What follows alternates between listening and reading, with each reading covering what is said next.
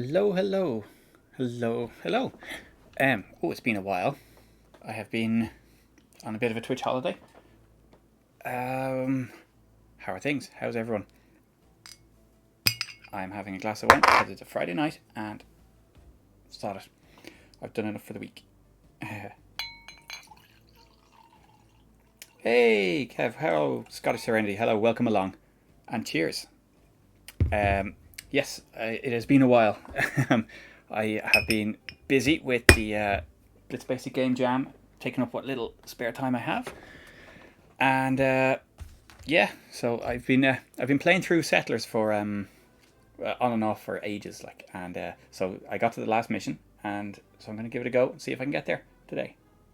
Probably not, to be fair. The last few missions have been taken like 5 hours ago or something like that, so probably won't complete it tonight, but we'll give it a go. But I like this. The wrong mouse. This this spooky looking guy here isn't in the Settler's manual. So the manual tells you about the different personalities that the different guys have. Nothing about this guy, whoever it is, and it's very spooky. But they're a worthy opponent, let's say, or like they put up a tough fight. But it's only like he or she, they're only in the last two levels, which is so it's an interesting surprise when I got to the second last mission. Okay. How are things with you, Scottish?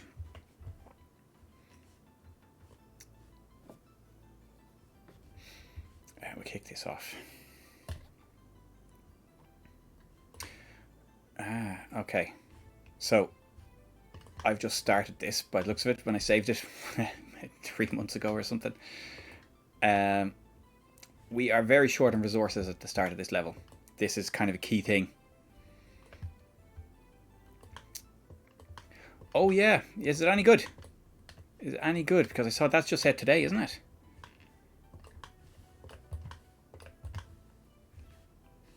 This is very tight on resources. Okay, we've got some stone up there. Oh, there's the bad guys. They've got loads, of course. Loads of trees. Loads of stuff. Cool. I'll definitely be checking it out. Oh, look at this now. There's a big bundle of trees there. Not so much in the way of... it's not that big a map, actually. This is going to be tough. This is going to be tough. Oh, there we go now. There's trees and rocks there. No, yeah, they're a bit more of a threat. These are probably the ones... Oh, where are they gone? These are probably the ones to go for. That's going to be a tight stretch. But we'll give it a go. Okay, so let's start expanding quick, snappy. Oh wait, what have we got in here? We've got 5 pieces of stone. That's going to be critical. We need to get ourselves the stone cutters before within 5 pieces of stone. Okay, so we've got gold. This is good. Gold so far. This is important. This is a tight little map. Can we go north and south? Oh, look, no, we go that way. Definitely. Although we can't really reach there, can we? It's tight. If we put guard's hut there, guard's hut there. So we've got 5 pieces of stone. We can build 5 guards huts. There's loads there. We'll go that way. Okay. So let's get a path going. No, let's do that again. Actually, don't think we have much of a choice there. What have you found? Iron. Excellent. Loads of gold. This is good. Very good. I'm not going to build any mines yet because we are critically short on wood and stuff.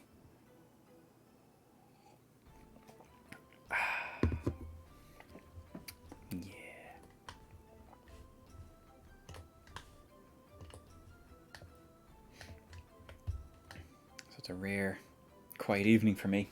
My son is asleep already, which is amazing, and my wife is out with her friends. So yeah, I was going to go and work on the code for my game for the Blitz Game Jam, and then I just said, sod it. Too much effort. I'll stress myself out with this instead. So there's plenty of wood over there, but that would be under threat quite quickly. I'm using an old tank mouse here and it's not doing me any favours. But loads of stone at least, and a bit of wood. That's fine.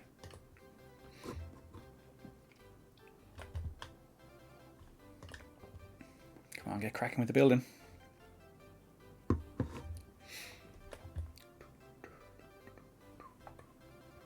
Quality music.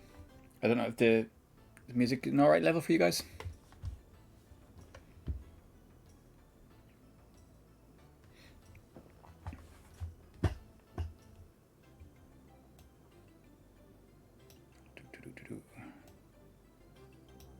Just a little bit more, a little bit more.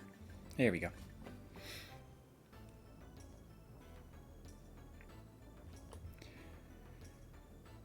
Cool. Cheers.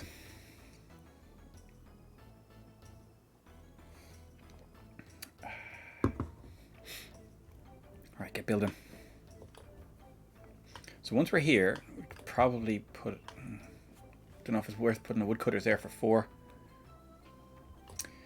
Hello, Devlin. How are you? Welcome along. And hello from Glasgow. How are you? Got some coal. Got a bit of coal. Yeah, I never got to the last level before. So it'll be interesting to see how it goes. I haven't had too much trouble so far, to be fair. It's gone reasonably well. But I haven't played it in a few months, so maybe slightly slow. But yeah, I can already feel the stress from the lack of resources. I've only just started. Yeah. But we'll see how it goes. The first critical thing to deal with is the lack of stone. So once we get over here, we'll get some stone. And some wood. Can we stretch down to there? There's lots of wood down there. No, it's a bit close to them. See, that's the thing. I never completed it back in the day. But I never really... Hey, George, how are you? Welcome along. I don't know if I ever fully understood it when I was playing it. I kind of got it, but I think it kind of clicked for me a lot more when I was playing through it this time. Back to set, yeah, for first time in a few months now, and I'm trying to play the last level. We'll see how it goes. We will see. Yeah, I was going to, like I was saying there a few minutes ago, I was going to sit down for an evening of coding on the Blitz Basic Game Jam, and it's been a long week in work. The head isn't really there, so I'll do this and tax the brain this way instead.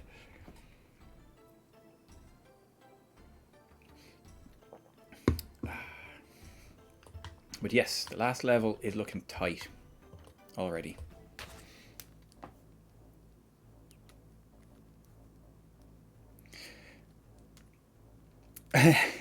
Yeah, well, I'm actually on the wine tonight. I because I didn't really plan this, I don't have any beers in, so I'm on the wine. Oh, I meant to set up my stuff here. For the moment, we're not going to fill up our guards' huts.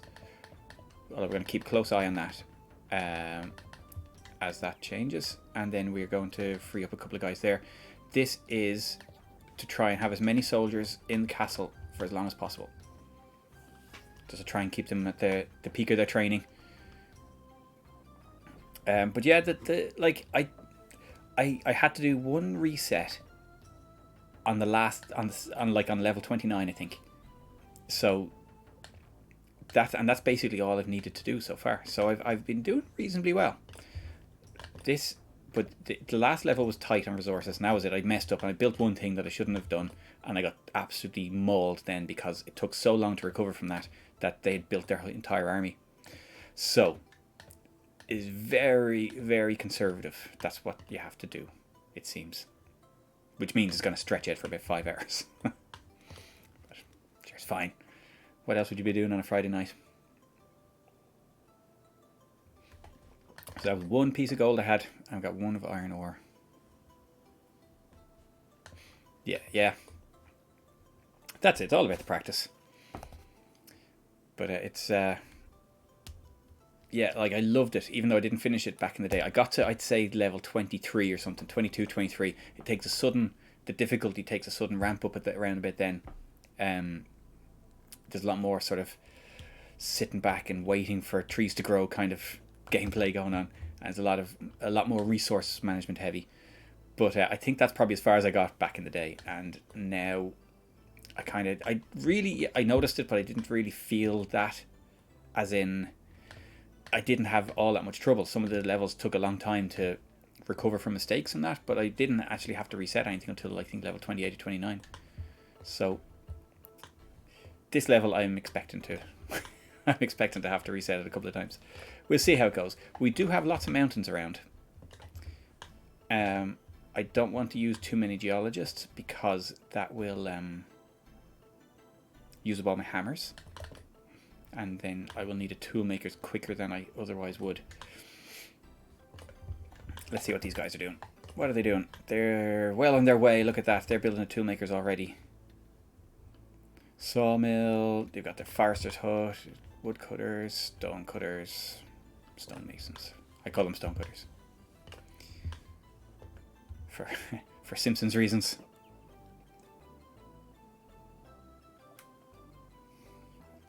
That's a slow path.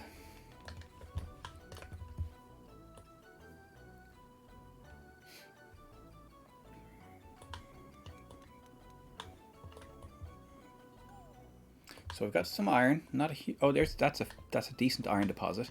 I think longer term I want to be going that direction. There's loads of wood, loads of stone up that way. But hello. Hey Nivrig, hello, welcome along. I forgot I had them. Excellent choice. How are things? How are the legs? Your Nivrig here has done a lap of the loch in Northern Ireland, which is a basically a 100-mile annual cycle, and yeah, fair play. I've not done a 100-mile cycle since I was about 20. That's more than half my life ago.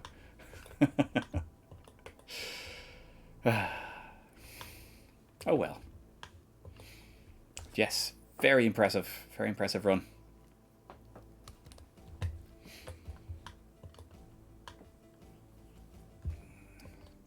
Just saying there, this level is the first one where I'm kind of almost expecting to have to reset it a couple of times.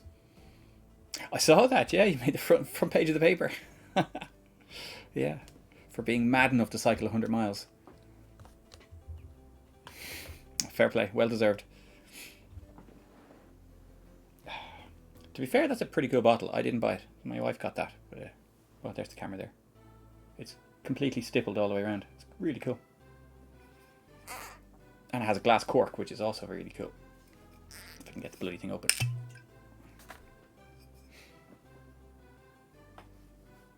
Yeah. It's Friday night, neighbour. Take a rest. Oh, isn't that a great sound? Where's the wood? There it is. Oh, I messed up that, didn't I, by putting this flag in and then it went back. Yeah, oh well. So we got a bit of coal, bit of iron, bit of gold. We long term want to be going this direction, but because we're critically short on stone, I want to go over this way first. And get some of that stone.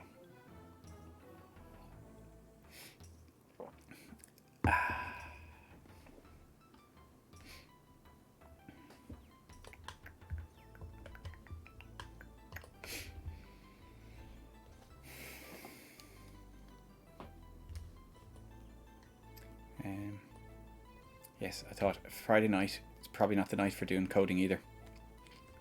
Because that was the original plan, but no. Some other day, probably tomorrow, I'll get back on it. Because I've been working on the Blitz Basic Game Jam. Ouija Nights is the game we're working on. And yeah, the idea is to try and have a drunk guy and not let him sober up, not let him get too drunk. Basically see how long he lasts in Glasgow. That's the thing. Um, the levels are not random. The levels are. It does have a random world generator, and so you can feed it random numbers, or you can feed it numbers, or get it to generate them on the fly, random levels on the fly, and you can adjust all sorts of parameters on it. But there are 30 set missions, and this is the last one. So where they kind of they decide on the. I'm sure it's procedurally generated, but they pick the map, they pick where your castle goes most of the time, and they pick what resources you start with, so you can't adjust any of that stuff. So the main challenge comes from how few resources you start with. So you can see we're down to 3 blocks of stone, 14 chunks of wood. That's not good.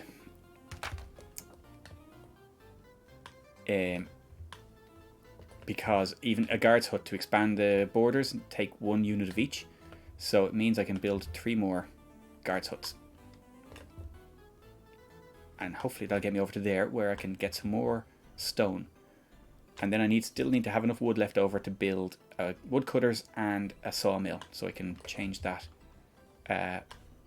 wood there back into planks, the tree trunks into actual timber. So this is a relatively safe space because we're kind of enclosed. They're not going to encroach that much. I would say they're getting their economy set up now. But there. Well, I think that the map is procedurally generated, but you can seed it. So if you type in a certain number, you can get the exact same map again and again and again. So I'm assuming that's how they've done the predefined levels. So this, if you go to level 30, it will always be this map, and it'll always be these resources, or probably close to the resources. I think there may be some random element to that, but you need to find the resources anyway. So yeah, but yeah, no, these are sort of preset challenges, and it's yeah, that's it. But yes, you can also, like I said, you can generate your own maps, and so it's kind of infinite replayability, if you like, because you can adjust the difficulty, you can fine tune all sorts of things. Like you can fine tune the AI in its intelligence, the amount of resources it has, and the spawn rate. Now for this one, the computer has an advantage in the spawn rate, so it will be getting more soldiers and more people per minute than I am. And it also has the advantage of being absolutely surrounded by trees and stone, and had more resources to start with as well. So it's off to a stonking start compared to me. And for now, they're not threatening our borders, so I'm keeping all my soldiers in the castle as long as possible, because when they're in the castle, they get trained. So you can see some of my soldiers have trained up to the 2nd level here. Hopefully they'll train up a bit more before I need to use them. I've got 34 spare people, but no spare weapons, so I can't make any more soldiers. Yeah, and that's kind of how, like, to be honest, the computer. Oh no, we've got a border threatened. What happened there? Oh no, we just grew our own border. That's okay.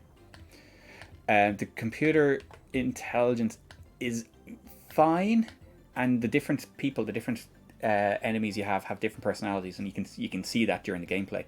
But they're prone to making mistakes. Like they tend to overstretch themselves if you go into a war of attrition with them, which is generally my tactic. So they tend to build too many guards huts, and because you can't 100% empty a guards hut, it takes up a certain amount of soldiers who aren't getting leveled up, who have to sit in the houses all day.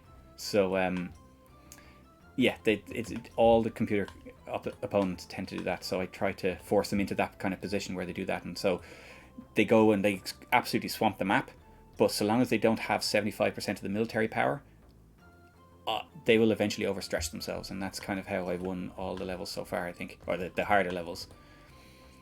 And once they're overstretched, you can start kind of like picking off, critical points and attacking them that way. So that's what I'm going to do with these guys. I'm going to let them run rampant on the map. Hopefully they won't attack me too much, but with a lot of resources, they're going to be quite aggressive. And these guys are going for the land grab, because to be fair, they've got loads of wood and stone. They don't really have much in the way of mountain space. It doesn't, which is nice. It's all very kind of, It's incredibly coded. It's very, very well done. All the scaling of it.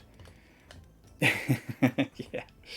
But you know what? There is a game that does that I had on the Atari 8-bit that would be like that. It's called Eastern Front 1941, and yeah, but yeah, basically it was that was again it was a very nicely coded thing. And what it would do is it was turn based, and basically it would iterate during its hey Sarawatari,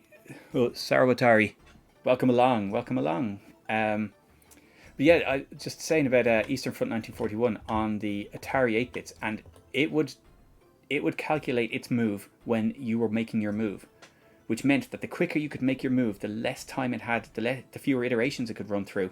And Adrian, okay, sorry, welcome along.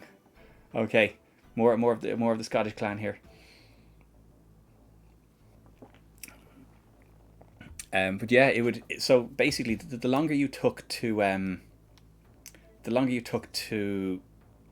make your move, the better the enemy move would be. You see, so obviously, if you fitted a faster CPU, it would cause you massive problems. But you know, it wasn't an issue in the 8-bit days. Nowadays, you can get faster CPUs for it, but it was a nice way of leveling out the game.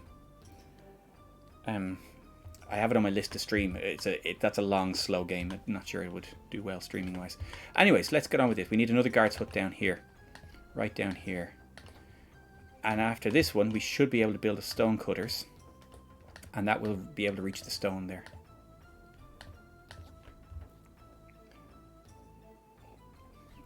Well, welcome along, Adrian. Hope you're well.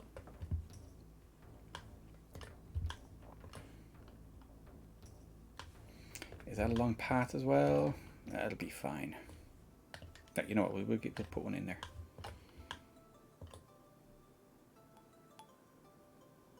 Well, yes, and I think you know you can prove that with this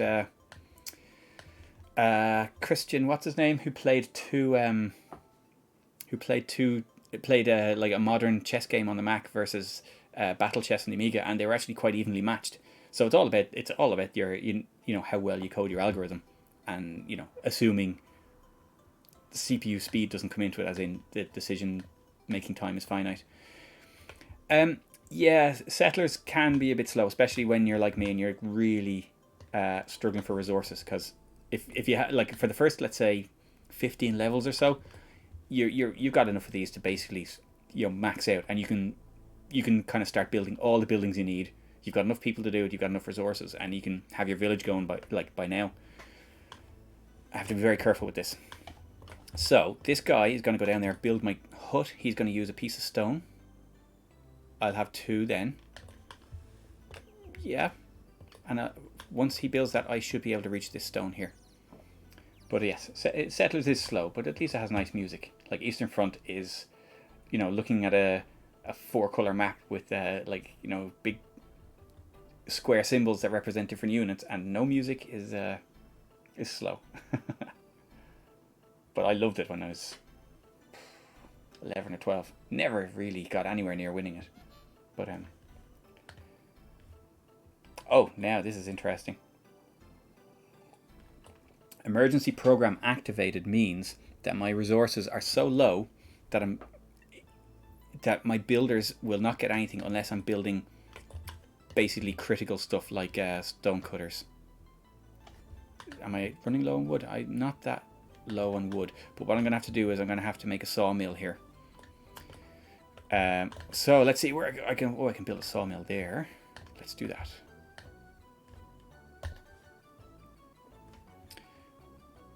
And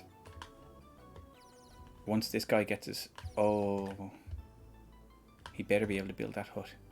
Yes, hopefully he will. There's enough wood anyway, because a sawmill I think takes 3 or 4 units of wood to make. Guard's hut. Guard's hut is 1 of each, 1 stone, 1 wood. And a wood cutters is 2 units of wood. Oh, do I have saws? I need a saw for my sawmill. I do. That's okay. Now, next thing, once I get the emergency over the wood and stone out of the way, I need farmland. Maybe this area here. Plant some wheat fields, because the miners will not work very well without food. And we need the mines. We need the iron and the coal for making weapons, and we need the gold for paying soldiers. Oh, now we're going to have a touching border. Once borders touch, technically you're allowed to attack. So you can only attack when you share a border with someone. So once they expand that border a little bit further, they are not doing it just yet. This is where they're expanding right down into that woodland there. But once the borders touch, they'll be able to attack whatever building is defending that border. So when this touches here, that'll be my castle. So I just have to keep a careful eye and make sure I spot when that happens. Now that gold is there. I want to build a mine. I'm going to build a gold mine there. I'm not going to connect it to the paths yet, because if I do, it will take resources. But I want to mark it there because I know there's a big chunk of gold there, and you can tell by the size of the symbol on the signs. So, like, but see the signs disappear after a while. So these are smaller chunks. There was a bigger chunk of iron there, and it's gone. So I'll have to send a geologist again. I don't think there was much in the way of coal. Most of these are. This mountain here is barren. Well, we've nothing better to be doing. Let's send a geologist up here. Because we've got, I think, 2 geologists in the castle. And we'll send one up here. And it's basically free to send geologists everywhere you want. Or anywhere you want. So that's it, so long as they're already there. If you request a geologist and you don't have one, it takes up a hammer. So I've got 5 hammers there left there. If you take up all the hammers, you can't have as many builders, and you can't have as many blacksmiths. So you have to be careful of that when you're tight on things here. Now I've got 1 noob defending the castle, which is how I want it for now. Now you see these are all leveling up. Now I've got 12 of those, and only 5 left on the lowest level. I want to try and level some of them up further, because they'll be getting more soldiers, because they'll have more in the way of iron, and they've got coal now, and they're going to build a blacksmith somewhere. But they've also got loads more guards huts, and that'll be taking up soldiers, and once those soldiers are committed, they're not going to level up. So, oh, now look, here we go. This is going to be a guard's hut probably. It's a stupid path, to be fair. See, this is what I mean. The AI isn't all that great. Although, maybe they're trying to avoid a hill or something. But once that guard's hut is in place, I'm going to have to start, committing some more soldiers to defense. Now, guard's hut's finished. Iron, excellent. More iron. It's only a small one.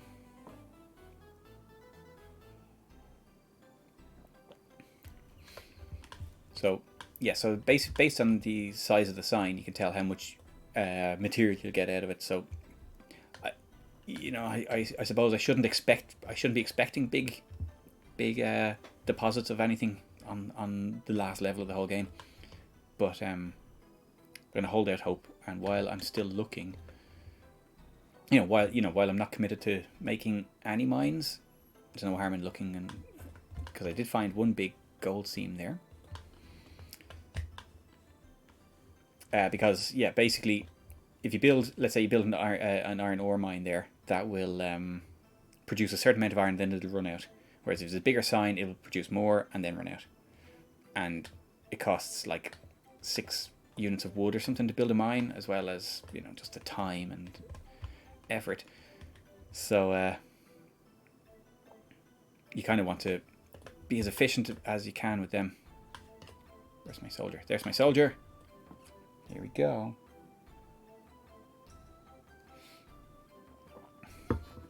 It is amazing music, though. Oh wow! geologist found coal. Night occupied this new building. I never had a boxed version. I had a dodgy copy, and then I had original discs that I borrowed from someone and never gave back. I don't know if that means it's legit, but I did recently get a manual as well, like an original manual.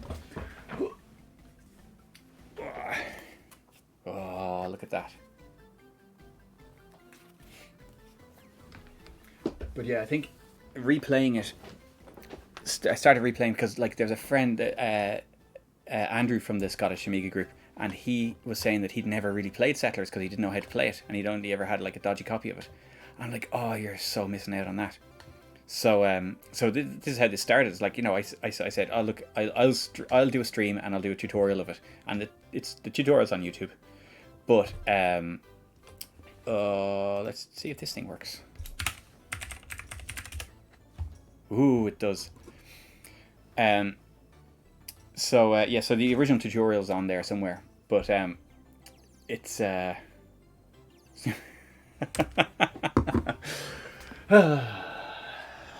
I should set that up, shouldn't I?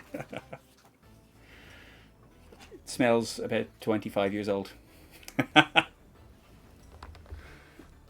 Not bad, just it's different to getting a new magazine, you know. Okay, right, we need a stonecutters pronto. But yeah, that's how this started off. Was I said I'd do a tutorial for Andrew, and then I said, oh, I'm really enjoying this, and because I was sort of explaining it, you know, it all sort of came back to me how, you know, how the whole game worked. I was like, oh yeah.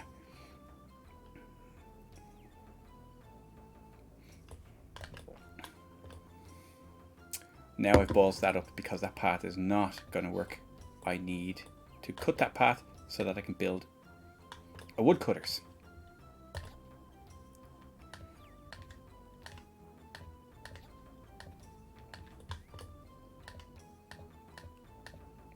And there we go.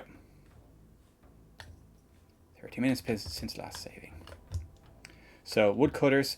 The woodcutters isn't enough to get units of wood. We also need the sawmill, but that's on its way now. That's been building already. That's great.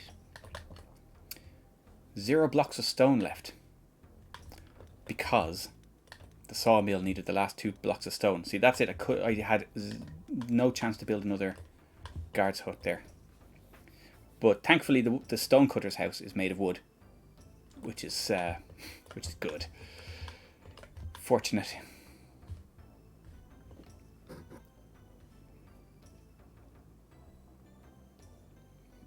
But yeah, I think Andrew started playing through it then. But yeah, as I was going through the different mechanics and stuff like that, and I was like, I love this game because everything, like, there's a big sort of random number Jesus aspect to it, but it's also, there's a lot, it's all about logic, you know, and you can swing the randomness heavily in your favor if you play it right, and that's, you know, I really like that aspect of it. It's kind of so, it fits together so well, so intricate, but also so logical. It's yeah, good job.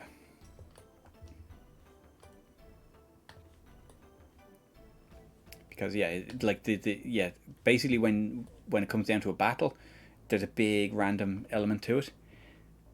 But, well, when I say big random element, there's a random element to it. You can heavily influence that based on things like if you give your soldiers gold. How's that going? That's starting to build there. Oh, they're building a lot over here.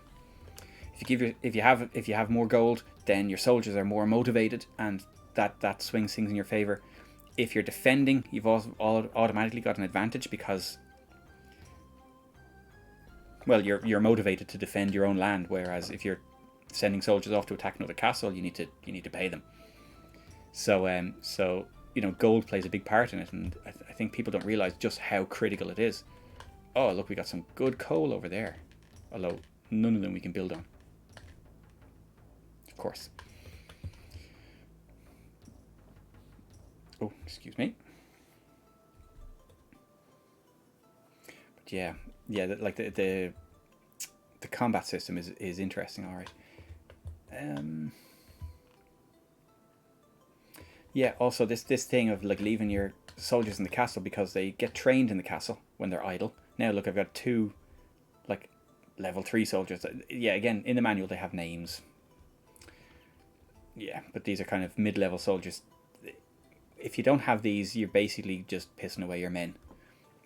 And, you know, these are where they start to get semi-decent. And, you know, where you can actually start throwing them at force. But, yeah, gold, you can't really control where the gold goes. So you saw that I had one chunk of gold that I started with, and it's ended up in this guard's hut, which is the least likely to be attacked. Because of where it is. So these are the most motivated soldiers for an attack, but they're the furthest away from any attacking that's going to happen, I'd say. So I need to get the gold out of the ground, and I need to get a gold refinery going. But that's for later, I think. Definitely more important things than the gold at this point.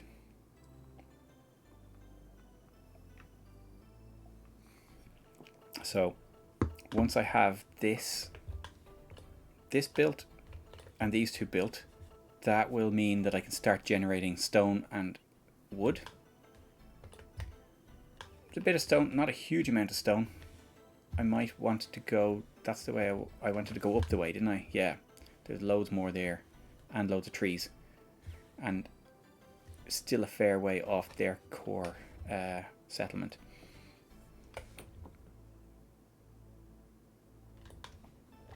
So I'll do that afterwards once I've harvested all the stone down here. For now, once these get going, I will have a bit of production going, and then I can build a farm. And once I have a farm, then the mines will work, because I can build mines now, or once I have a wood supply, because the mines are all made of wood, but they won't work very well without food. Basically, the miners go on hunger strike. And funny enough, they're the only workers in the game that actually care about food.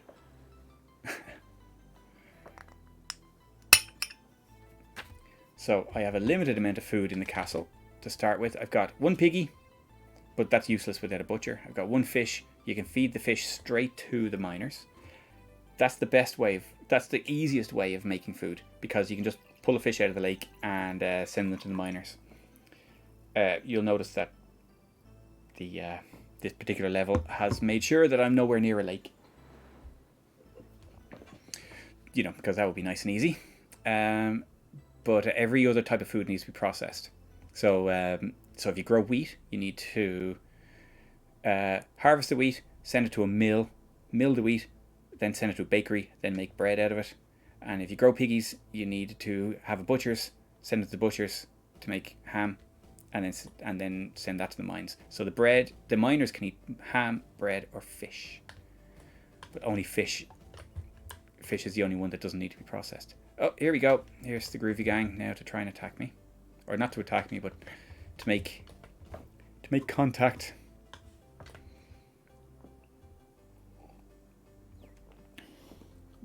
Out of wine already. Didn't plan this evening very well. Right. There we go. Now this is to tell me that I've lost some land. Okay. So losing the land itself isn't a problem. But now they have contact, so what they can do in theory is attack my castle right now. And if I lose my castle, it's not game over, but it is game over. So you can see this is just some statistics on how I'm doing. Overall, like 70-30. Basically, you can win the game if your side gets 75% of the military strength and 75% of the land. That's an and, not an or. So I need to start building soldiers, but I don't think they're going to get there that quickly. And I'm going to get a bit more land now in a little while. But yeah, the number of houses, number of buildings doesn't really matter as such. But yeah, it's just me and this freaky looking dude. Okay, but what did I go in there for? What did I want? Oh yes, I want to go in here and I want to see. I've only got one soldier defending there. So I'm actually going to go over here and just put a second soldier there. Just sure. 3. Let's put 3 soldiers defending the castle. Should be fine anyway because there are other soldiers in there, but yeah, there are other soldiers in there. We'll set it for 2. Now, this little graph, this little setting here chooses how many of my new people are turned into soldiers. It makes no difference now because I have 0 weapons to give them, but I'm going to turn that up a bit so that once I finally start making weapons, that I'll start spewing out soldiers, because I have enough men now for the size of the place. Now there's woodcutters. He isn't there yet. Where's my woodcutter? Here he is. Ooh. My sawmill. He's waiting, ready to go. What's this?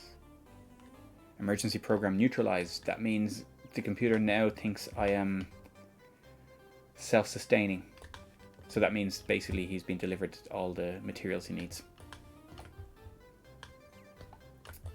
Okay, that means you're on your own. Basically, that emergency program just redirects your resources to the most critical buildings.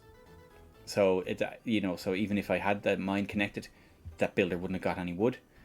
But now he might. You can choose, like, this is the thing. There's immense amount of configuration you can do, like, and it would basically, it'll choose the most critical buildings. But you can, but the simplest way is to cut off the path to a building when you're running low on resources, because once that emergency program activates once, the computer won't give you a second chance. It won't warn you. So if you use up the last of your resources building something you shouldn't, you're on your own, and that is probably the biggest reason for resetting a level. Now, I can't build anything oh, I can actually. I can build down here. I'm not going to yet. They're spreading themselves quite thinly already.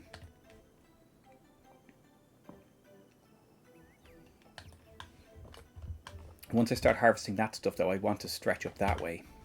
That's the way I want to go, and I can't really do it there. There's too much land to cover. I'm not really going to be able to stretch the border there. The risk. I'm going to do it here. That's the closest I can build, yeah. Guard's hut, and I'll build my farm here. A wheat farm.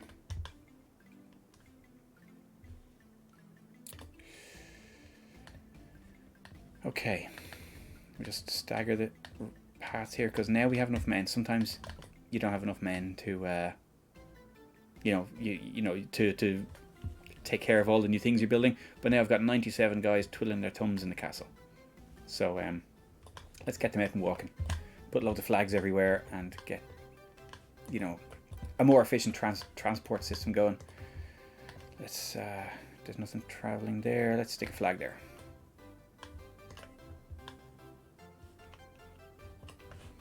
Now the flags mean something as well. This is saying that this guard's hut is full and it's holding the border. That's why it's got thick black lines. So I know the enemy has 3 soldiers in there, and they can commit to them to a fight. So if they wanted, they can fight me with 2 soldiers. They're not going to, because at this stage we don't have any seriously powerful soldiers. No one. They might, but it's not going to be a major concern. I have enough soldiers that can handle themselves. And they will have started with more gold, but they're not mining gold. They don't have a massive gold advantage. What are they building there? Oh. But they're going for industry first. They're going for coal. Oh, maybe they don't have any other materials. They're trying to advance towards the mountains. So I think maybe they're looking for iron. And I know there's iron over this general area here. So I want to get over there. I want to get mining there.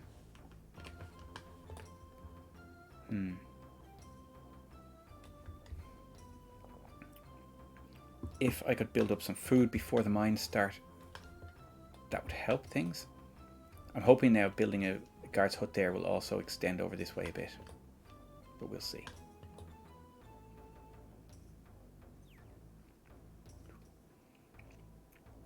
It's an incredible feat to write a piece of game music that just loops but you don't get sick of it. You don't, just keeps going. It's like, you know what, that's fine.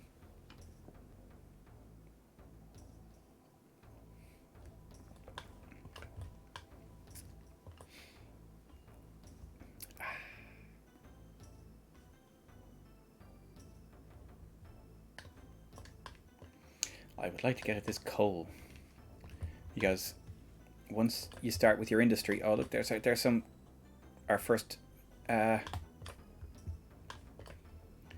self-produced wood. We're getting some stone here as well. Excellent. I might have to build another stone cutters further down. Oh, they're expanding up this way. I'm going to have to build a guard's hut.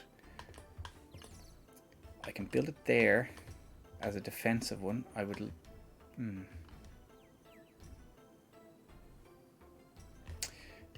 I would like to... No... I'll see what they do. I'll see if this is a guard's hut. It probably is, but it's not going to be a massive problem if it is, because it's too far away. Yes, the border is held by the military buildings. So that is these guys and the castles. So you've got 3 different classes of military building, which are I'll show you now. Oh, let's build one. If we go here, we can choose what to build. So there's a guard's hut there. Then you've got a guard's tower here, which holds 6, I think, 6 soldiers, and then this barracks or garrison, which holds 12 soldiers. So you can build whichever one you want, assuming you have the right land for it. But these obviously take a lot of stone. Like a guard's hut is 1 unit of wood and 1 unit of stone. These take more, but they all extend the border by the same amount, which is basically the standard hexagon that the game is, almost screen-sized hexagon, because it's a hex map. So basically it's more or less a screen size around a building, around a military building. You cannot force a border beyond that. And if 2 military buildings are fighting over a border, the border will move to halfway between them. The size of the building doesn't matter. It's just based on it being a military building. The only difference a size makes is how many soldiers you have there to defend it or to launch an attack from. But yeah, so if that guard's hut there, if that is a guard hut they're building, and it probably is, will be fighting against that guard hut. So the border will end up halfway between, which is kind of there. That's fine. But if you extend the border beyond an enemy building, like a non-military building, it will just get burnt down. So if they build a guard's hut, let's say there, the border would end up being here, and it would probably burn down this building. So you cannot build outside your border. You can only build within your border, and you can only extend the border or hold the border with military buildings.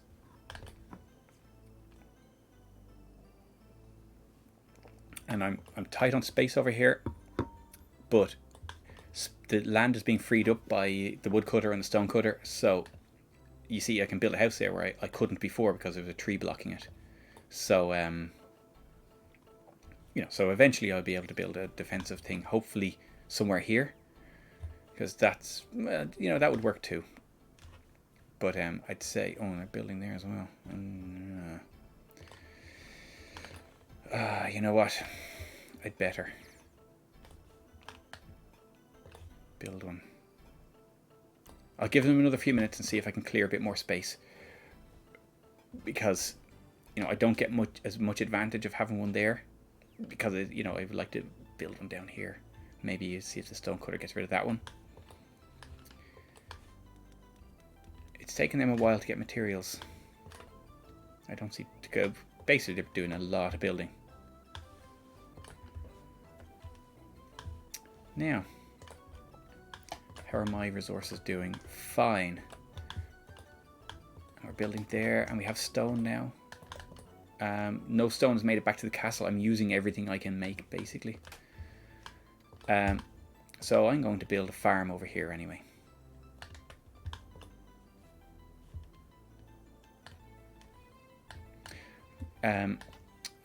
See, I think the most efficient way of making food other than fishing is to use a wheat farm and then mill it and then make bread out of it. It is like extra steps, but The other way of doing it is to have a pig farm, and you need to feed the pigs wheat, so you need a wheat farm anyway. But then you also need a pig farm, and then you also need a butcher's. So, and they're all big buildings. Now, you need big buildings can only be built where there's a castle symbol, and small buildings can be built anywhere where there's a building, either on the house symbol or the castle symbol. So, there's my wheat farm. I'm going to build a bakery here. And that's a bakery because it's got a little pretzel symbol outside it. And I'm going to get that to connect there. The wheat farm will connect to there, but I need a mill as well. A windmill. Let's put the windmill there.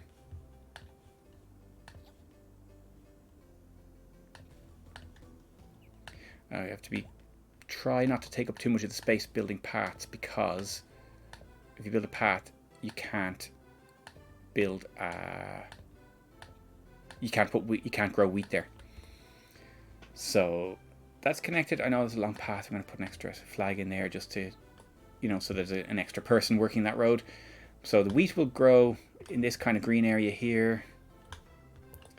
Then it will be brought down here to the mill, and it'll be brought down here to the bakery. Now this is going to put a strain on my building resources for a while. But that would be good, because then I will be able to start working on stuff there. Okay, here's our little soldier here. Oh, he's a level 3 soldier. You can tell by the funky wings he has on his helmet. Yeah, and that's opened up more space. Now, here we're starting to run up against them. Oh no, I cannot build any guard's hut there. Oh, that's a bastard.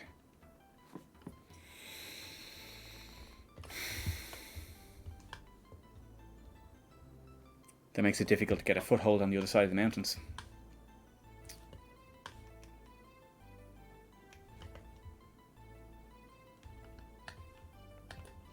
That is annoying. Okay, they've got wood now, and that guy's got the stone, that guy's got the wood. Oh, that's annoying.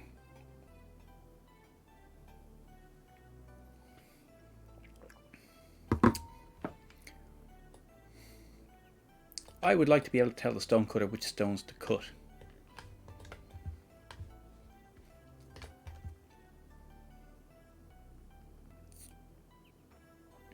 Because I would like to clear this one quick. This one will be quicker to clear than this one, because more of it has already been cleared. And this guy's going to have his wood and his stone now. We'll see what happens to the border here. That guy doesn't have stone yet, so he might be waiting for a while.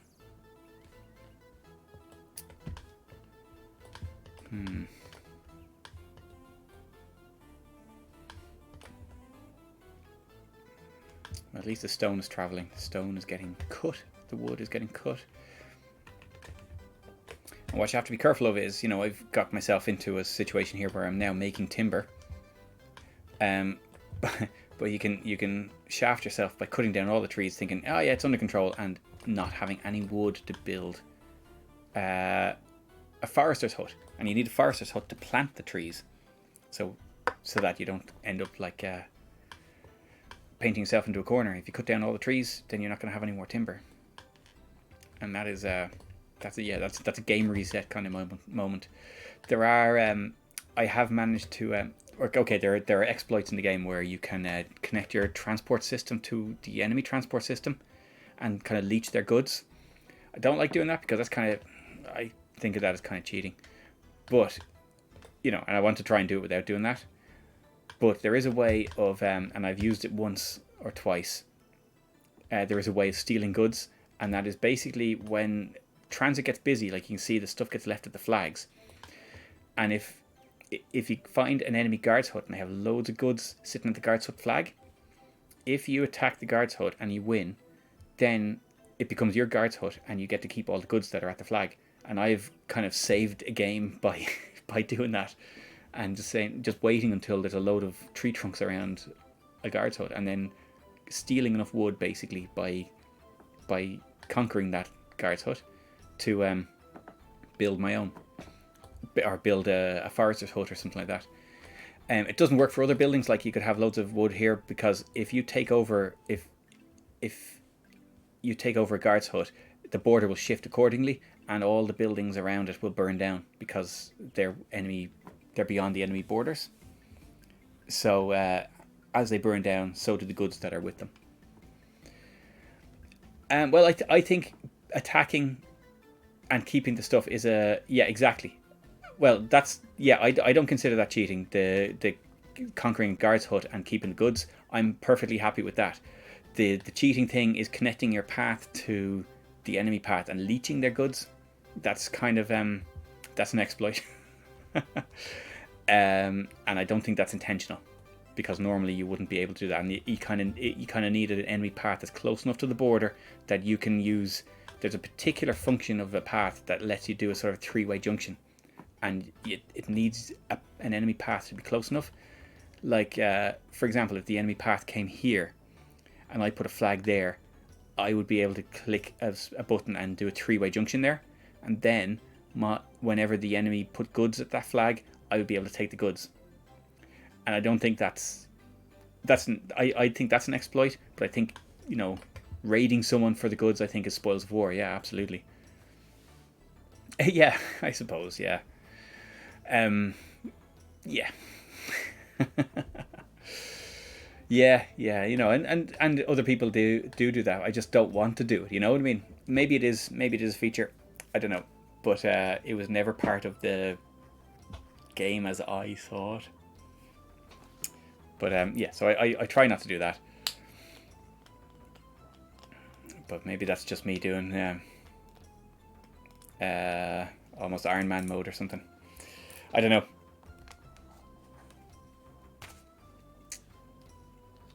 Yeah, I think.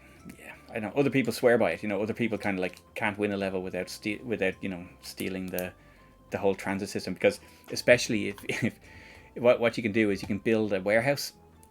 Like if you build a warehouse and it's right beside where it connects to the enemy, basically all the enemy actually start delivering goods to you, which is because the AI kind of like there's sort of like goods pressure on the transit system, and it will move goods sort of goods will tend to move towards storage.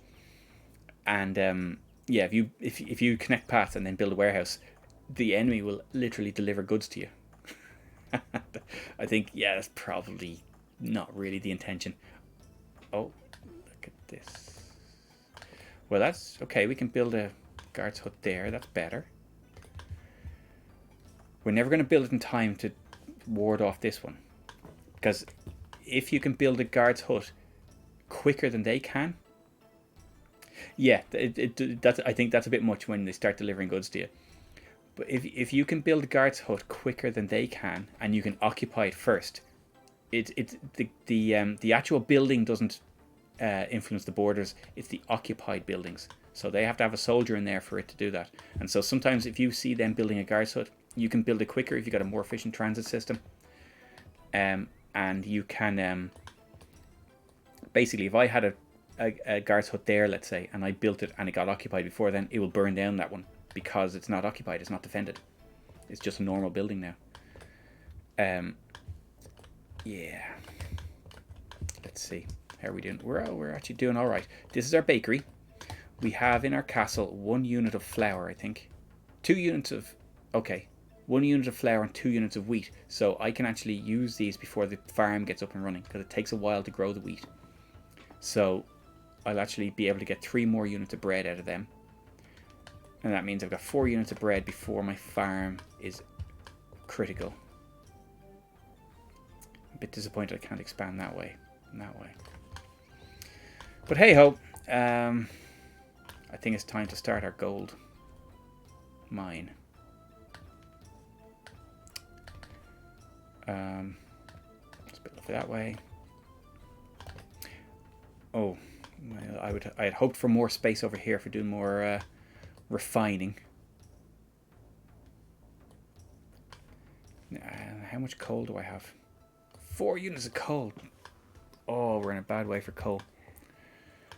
I want to get my geologist up here again, because I think there's more coal to be found. How many hammers do I have? Only 2 hammers left.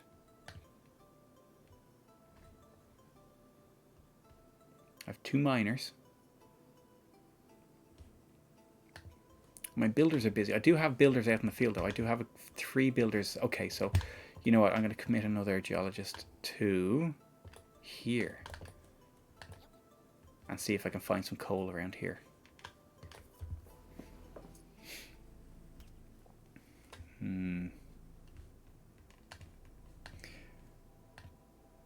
So yeah, because these are nice rich coal seams, but because the ground is too steep there, usually where there's snow, it's quite hard to build a mine. Like that shows you where I can build mines, and basically you can't build it where there's snow. So I need to find, or I would like to find, a big coal deposit where it's not, you know, where it's accessible. My gold mine is on its way, so that'll give me gold ore. I need a gold refinery. I'm gonna build that here.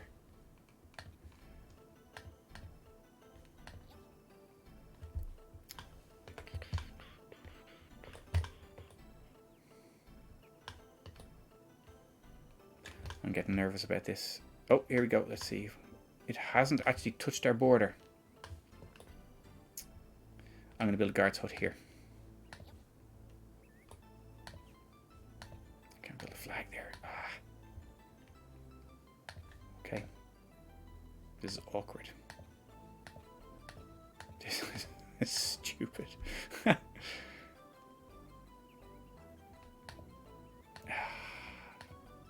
Okay, it'll do. It'll do. We'll change that path later on if it becomes a problem. And put a flag in it to get some more people out there. Okay, so come on, cut down more. What's this? 1 hour since saving. Ooh, an hour already. Okay, so now hopefully that will hold this. You see that we're already running low on trees, so I'll build this guard's hut, and then I'm going to have to build a forester's hut to plant more trees. How much wood do I have left? None. 0 wood.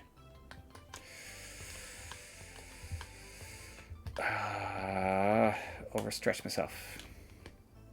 This may be a problem. I was kind of hoping to go that way and get more trees. A forester's hut costs 2 units of wood. I can't build one here because it'll only give me 2 units of wood. Maybe if I build one there, that'll give me a profit of 1 unit of wood, which seems, or maybe a couple.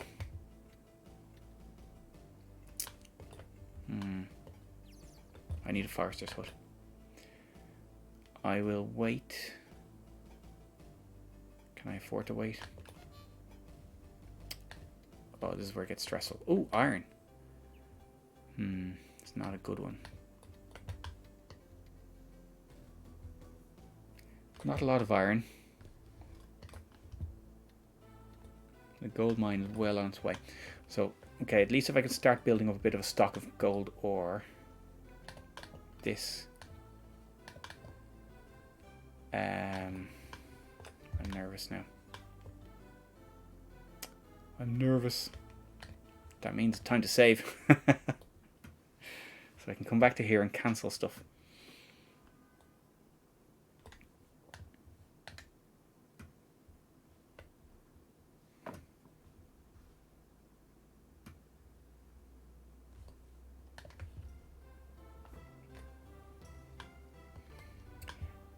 A little bit of relief.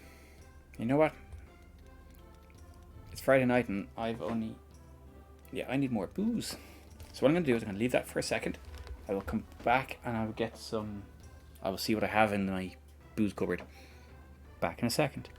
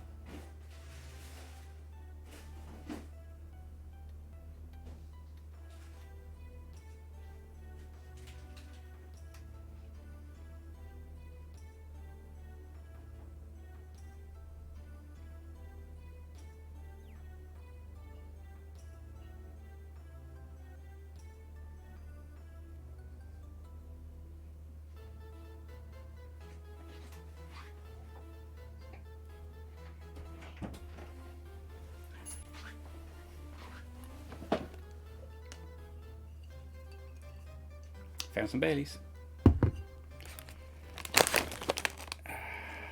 And it's always good when you come back to a Settlers game and there's no notifications. Now, let's see.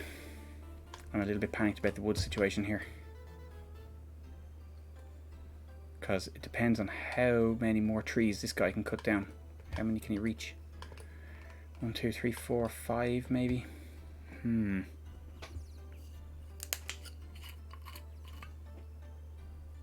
yeah.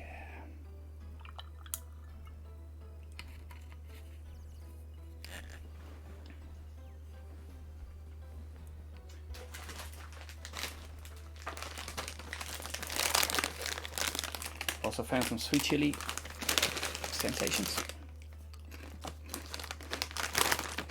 It's a good night.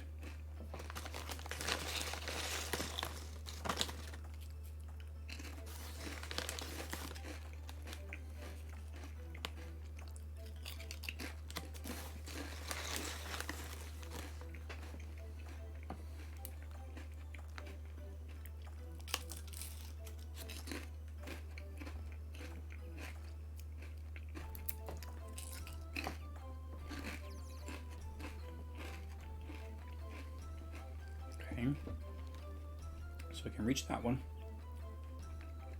Probably 4 more units of wood.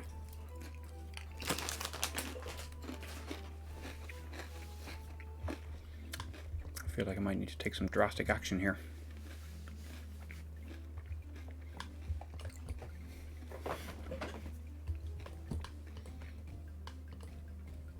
Well, okay, that wood is basically...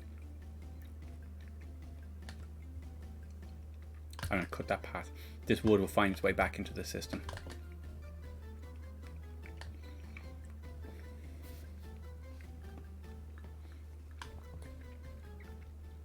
And that builder will just sit there twiddling his thumbs for a while. Oh, there we go. Now there's a big seam of coal that I can build on. Excellent, that'll do. It's a bit of a trek across the mountains, but that is good. I'll do that later. Cheers, everyone. Happy Friday. Now, oh, my farm is built. Excellent. See, building these 3 buildings has put a massive stress on my resources.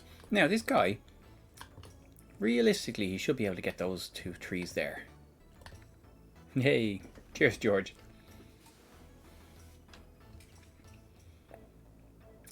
I would have said, you know, they generally go to sort of like as far, you know, the same kind of size hexagon as the, you know, the border you get around a guard's hut. So, you know, they could, he should be able to get those trees. Hopefully.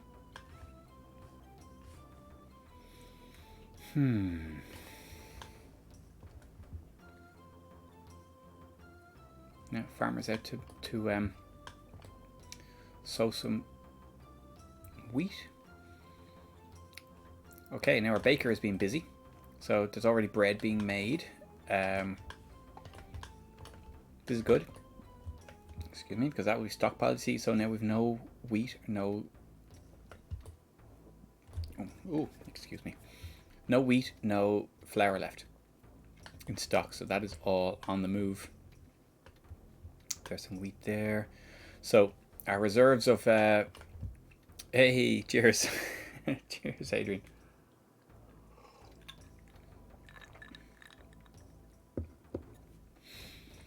Yeah, so this stuff is on the move. This is good.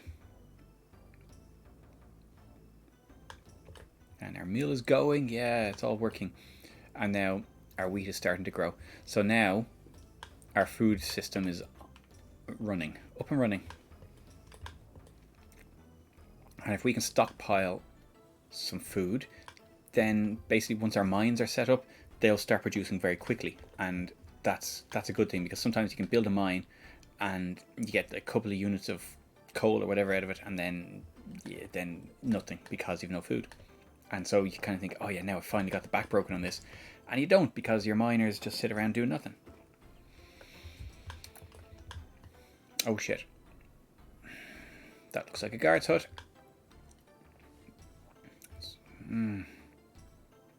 It's okay. It's against their castle. Yeah. It's not really going to be any more dangerous than this one here.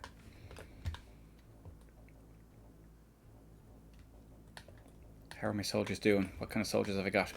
Oh, 2 of these guys. Yeah. We're getting... These guys are good.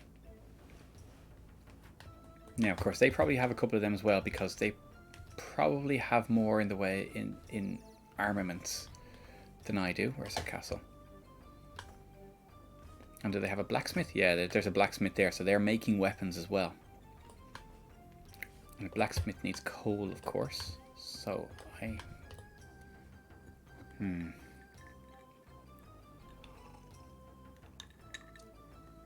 Now this goldsmith, once it's completed, or gold smelters, is going to take up all the coal.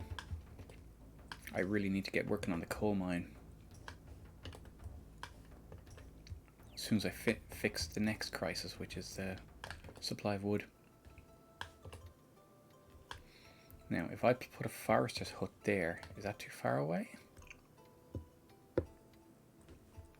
I'm going to do it.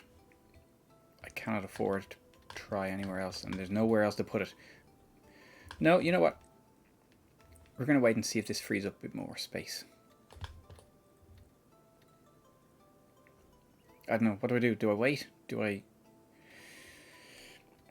Ah, the stress.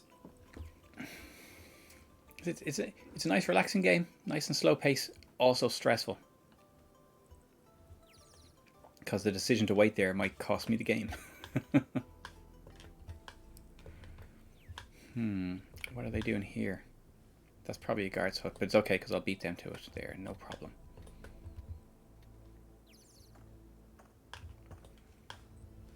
I have nothing else demanding wood at the moment, do I? Oh, this is going to demand wood. I need to get a forester's hut. No, I can't. I can't bear it. My worry is that this forester is going to go and plant it all over here where it's useless. Okay. Go, little forester's hut. Go make wood.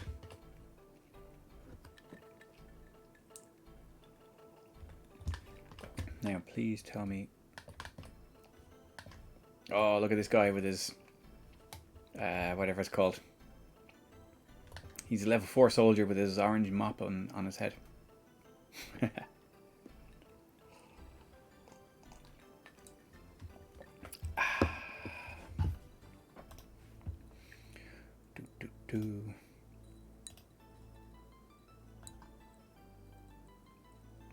Oh, that's cool. I can hear the ice cracking. Because right beside the mic.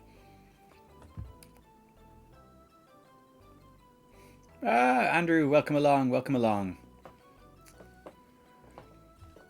Oof, that's a yes, yeah, that's stressful. All right. I made a conscious decision not to code tonight because the brain is not in it, and you know it's Bailey's time anyway. But welcome along, Andrew. Nothing better than a shit ton of code with no documentation. I don't envy you that.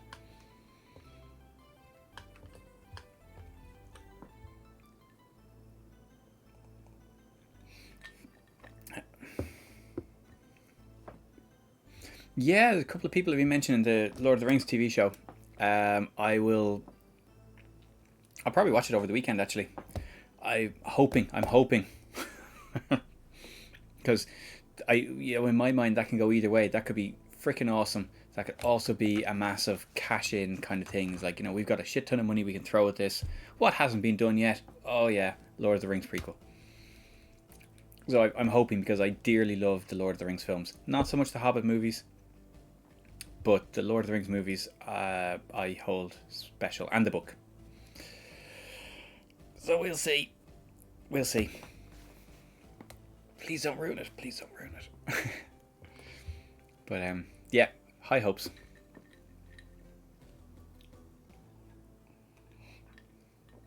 Okay, so that's our border defended here. We should see that burn down that. Yeah, I'm due a reread at the moment. I'm kind of thinking, when will I ever have time? It takes me about like 6 months to get through a book these days. It's just terrible.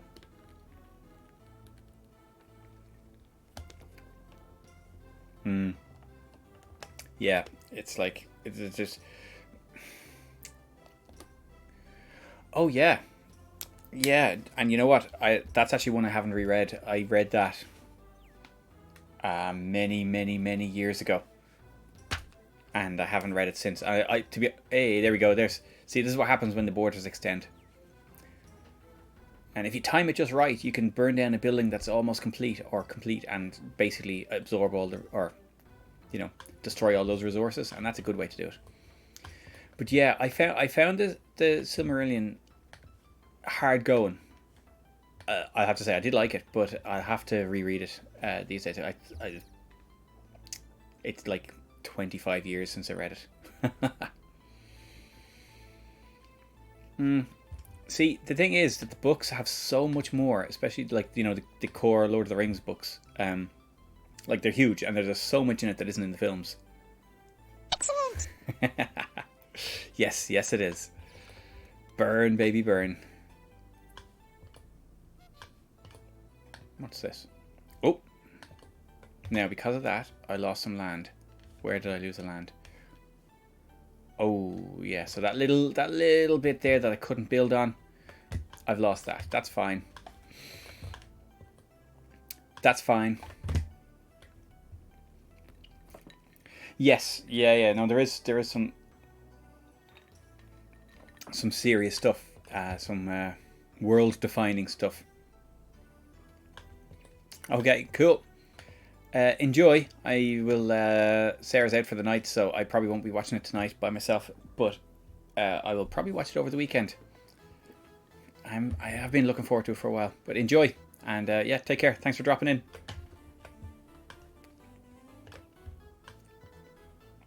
Hey, yeah. Yes, Nivrig.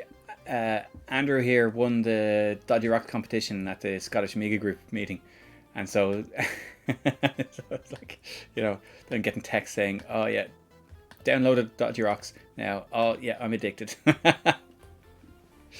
So there you go. You've got a fan. And when you get sick of that, you can try Turbo Tomato.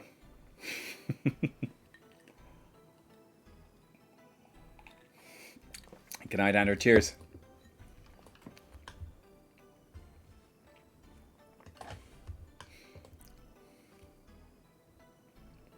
Yeah, it depends how this goes. I feel there's a rage quit on the horizon for this level.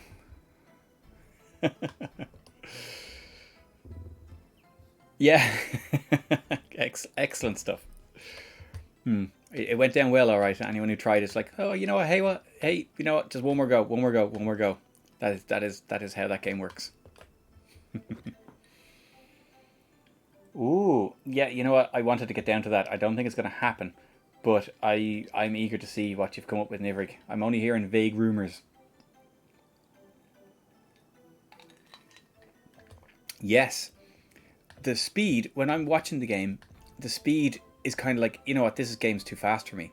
I don't think I could ever play it. And then you play it, and you're like, you know what, I'm in tune with this. Like, when you learn to drive, and all of a sudden you're okay with going 60 miles an hour, and you can understand 60 miles an hour. Whereas the first time you drive, you're like, holy shit, and you're doing 20 miles an hour.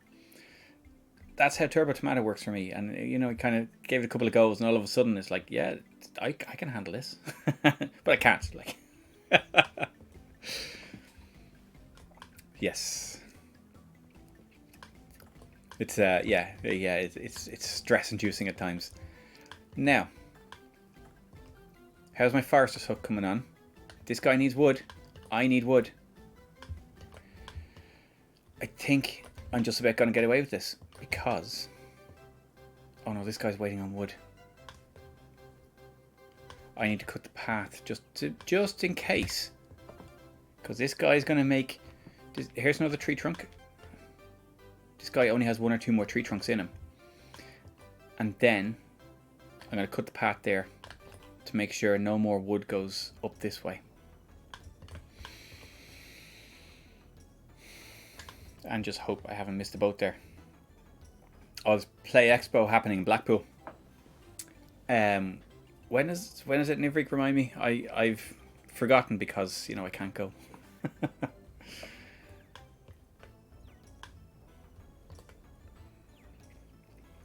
There you go. I also can't go to Amiga 37, which is annoying because that's my birthday weekend and everything. And I was all set for that. Oh my god. It's like all my favorite things. Well, right.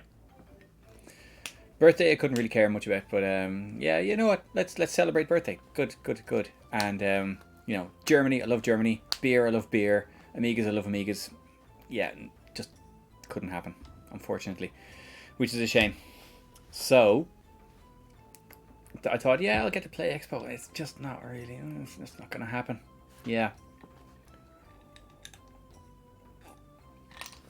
There's either just like, you know, I can't remember what the situation is with that weekend, but the Germany thing just didn't happen because we're still trying to buy a house. And Sarah says, if we're not getting a family holiday this year, you're not getting a holiday by yourself.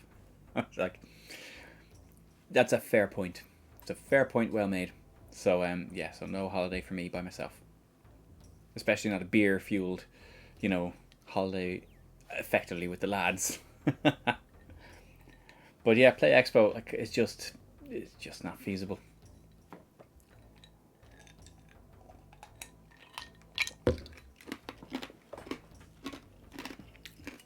This stuff goes down too easy.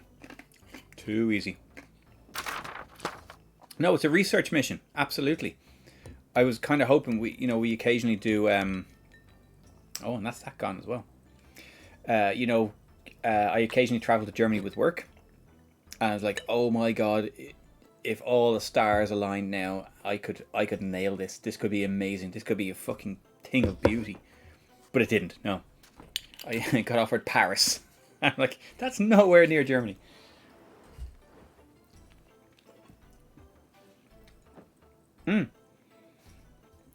Absolutely, George. And if I made more than €100 a year on my software and hardware, I would probably be able to swing that.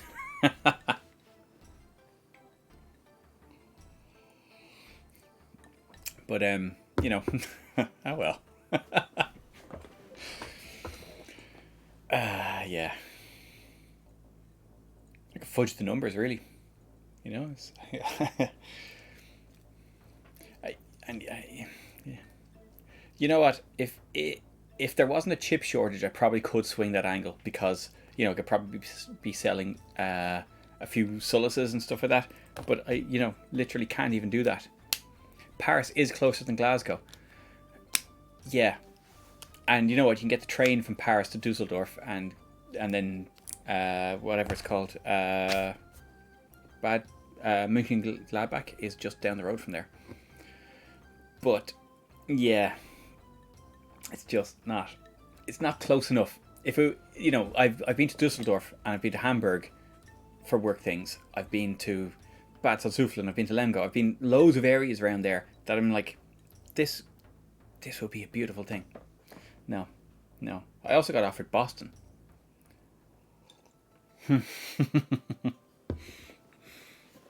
Yeah. Yeah, I can't swing it.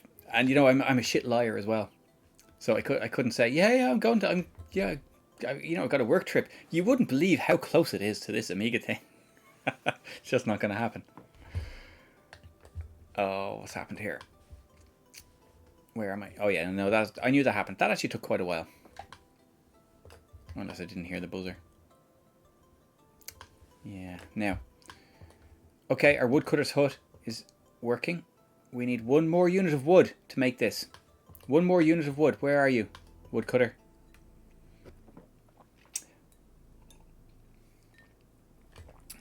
Oh yeah. I've never been to Boston. Let me think. I've been to Atlanta. I have been to Houston. I've been to New York. I have been to Chicago for work. never been to Boston. And I hear it's very Irish and very excellent for a night out. Ooh. Now, how did I lose land there?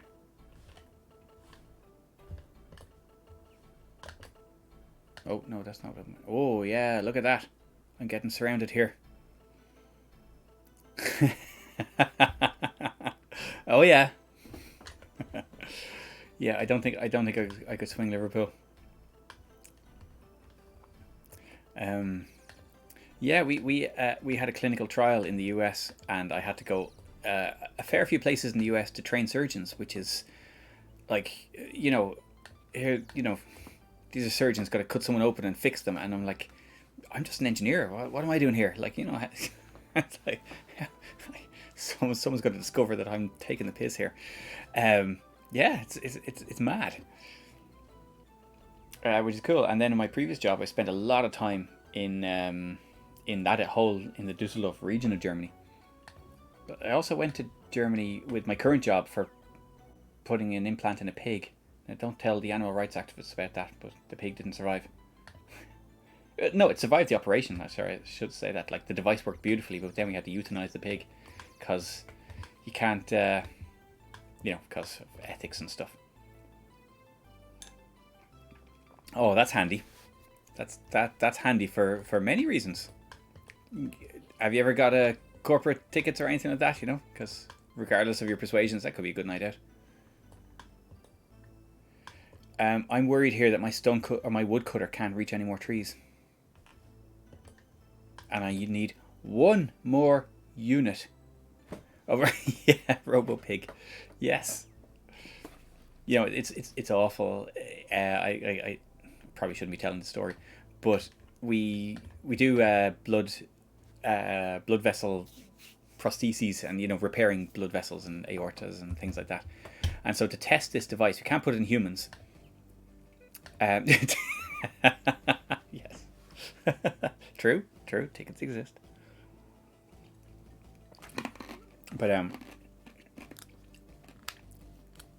we couldn't, and unfortunately, our devices are very simple. It's basically plumbing for animals, or plumbing for humans, actually. I don't see my woodcutter doing anything. I think this might be a reset situation. My mistake was building the gold mine. Almost building the gold mine. I'm almost building that. Shit. How can I get some wood? Do I have enough? Can I start attacking someone? Can I attack anyone? But yeah. Anyway, this pig, you know, so we'd replaced one of its perfectly healthy blood vessels with this replacement blood vessel, and it was working fine. Restarted the heart. It all was working fine. The pig was working fine. Happy out. Then we had to, you know, kill the pig. Yeah. Oh dear. And yeah, so you know, it was all very solemn, and we were kind of like, you know, I was chatting with the surgeon and the couple of the senior engineers and the developers and the clinician and stuff like that. So we're all there, and we're so kind of like chatting away about how well the operation went and this. So, you know, the pig flatlines, and then and then a medical student comes in and with a wheelie bin and absolutely unceremoniously grabs the pig by its legs and dumps it in the wheelie bin and wheels it out. Like, oh god, it's so like, yeah, so you know, we're being all very solemn and respectful, and just like, you know, it's just unceremoniously dumped in a bin. But hey, that is the medical regulations. We are not allowed to put this device in a human until we put it in a pig. And we did put it in a pig, and it worked. And now we can put them in humans. Well, that's the thing. You can't even put it back in the food chain, because whatever chemicals we're using might contaminate the food chain. So, yeah, I think this this level's scrubbed. Oh, I did save it. Oh, yeah. So I think we're okay. Well, as in, we've lost the last half an hour, but yeah, you know, it's I've never been in such a weird situation. It's surreal. It's absolutely surreal. And I don't think I said anything. I think I couldn't. I just couldn't. I couldn't deal with what was happening. But yeah, I did go and have a curry. Yeah, I did go and have a curryverse later on that night. So you know, paid homage to the pig. Okay, I think we have to reset this level because this tree cutter is not cutting any trees. I don't think he wants to walk over the mountains to these ones. Or maybe if you put that in the middle of the screen, I suppose the screen is completely clear of trees.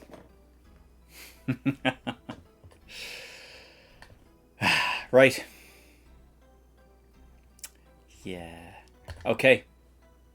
I'm going to save this as a backup save just in case I come up with some theories, but I don't think the enemy has like the rich supply lines that would allow me to rob stuff. So I'll save that. Oh, you can hear the floppy drive kicking in when the OS starts again. And now we're going to quit. And then we're going to load.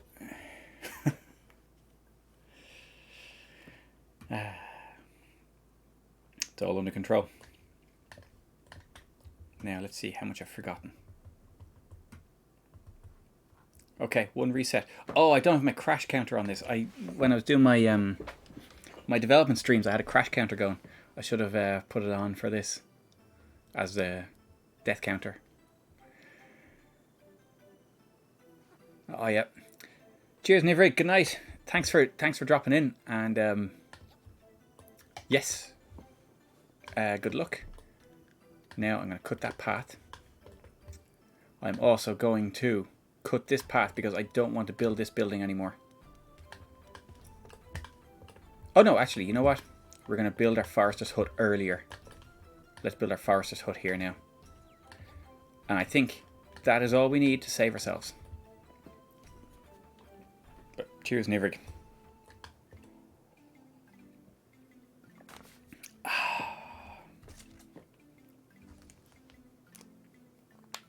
Now my wife is out for her birthday with a few of her friends, with meal and drinks. I wonder, is she going to come home soon? Is she going to come home at 3 o'clock? Who knows?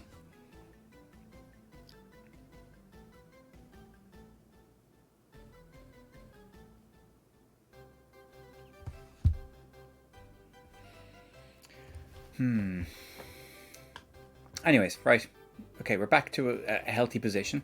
We've got supply chain working. And we cut the path to the gold mine 1 unit earlier. Look, this needs 2 units now to finish. So I think we have saved it now. And we've ordered this building a bit earlier, so hopefully we'll get a builder for that. We do need a guard, so we can't sacrifice that. I'm wondering, is this that's probably already got his stuff, so there's no point in cutting the path there. Do we have a builder ready, actually? So what I might do is cut that path. Oh, there's our builder. Oh dear. Okay, we're going to do a temporary routing here. Oh, that's not going to work.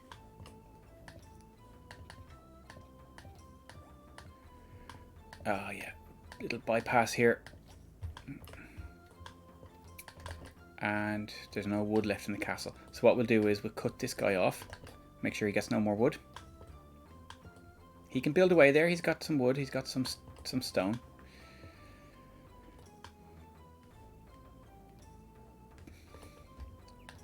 And there's our coal mine. That builder cannot get back to the castle. I don't know what he's going to do, actually. Oh no, we can. He can. But we need a builder for here. Oh, we cut the path on the builder, so...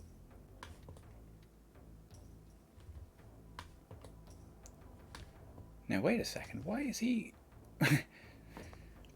He had a sack of flour that he's after bringing from down the mountain, and a sack of flour comes back out. Oh, okay, that got rerouted because I cut the path. That's okay. Flour's going to go to the windmill. The windmill is going to make some wheat. The wheat's going to be made into bread. There's our builders heading back now. Surely our builder should have been rerouted by now. But yes, we need to build a forester's hut, and that is critical.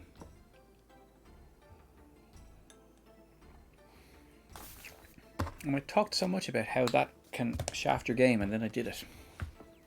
Oh well.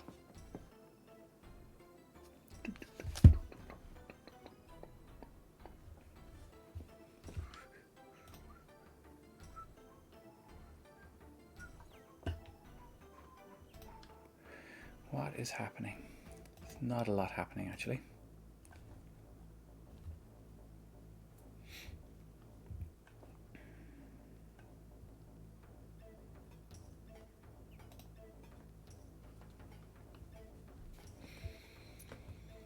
I haven't got any exciting plans for the weekend.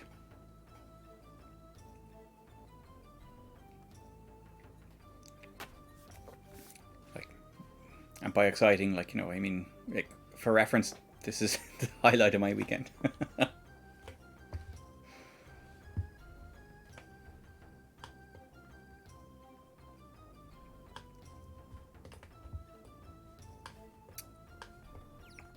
Where's my woodcut? Oh, there he is. There he is. He's working.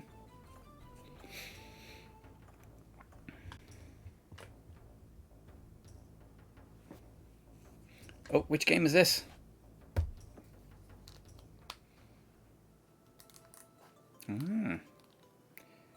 That's very civilized for you, or very civilized of you. I tend to release things kind of when it works once, and then have to release a fix very soon afterwards.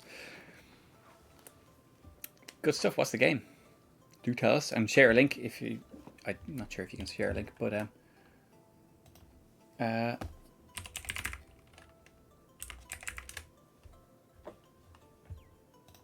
yeah, do share.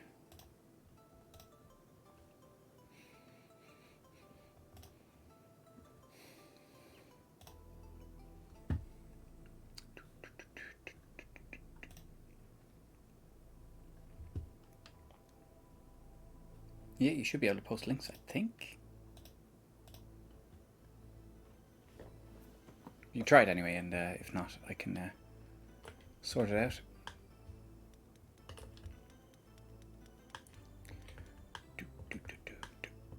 Yeah, you see, so this building is an interesting one because you think, oh yeah, it's got all its resources, because it builds a wooden frame, and then it needs like 2 units of stone to build this bit, and then it needs more wood to build the top story, which is kind of annoying because it actually takes more wood than you think.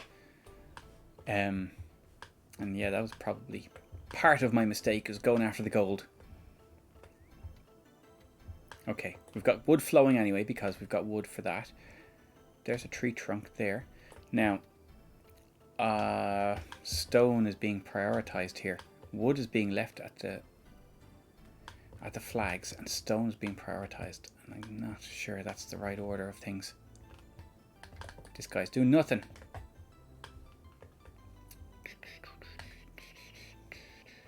So,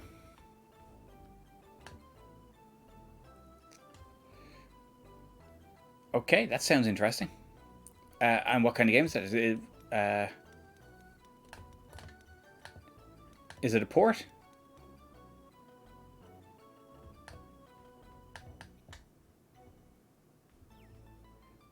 Oh yeah, well, yeah. Gonna look at the priorities here. So wood is top priority. Tree trunks need to go up a bit. So they're the highest priority then. Oh yeah, cool. I haven't heard of it, but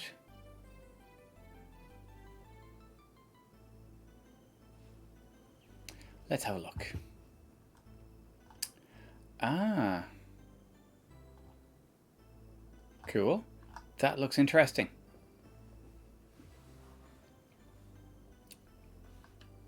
I'll have to check that out. Thanks for that, George. That's awesome. I'll definitely check that out. Okay, we've got wood in the making. We've got bread in the making. We've got... And our wheat is starting to grow. Excellent. Okay.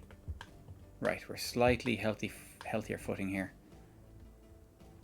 Ah, cool. I see. Oh, I see. That's what you're... that's good. You know, you've got your supporters. That's fair. I was thinking you were kind of holding back to make sure everything was okay. Because, yeah, I have a habit of not doing that. I'm like, oh my god, it works. Ship it.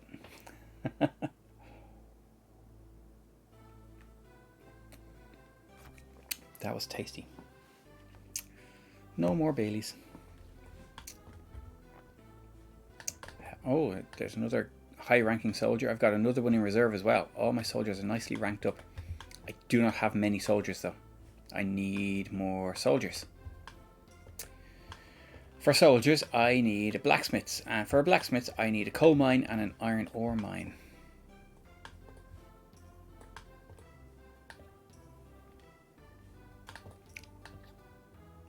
Let's get a couple of geologists up there.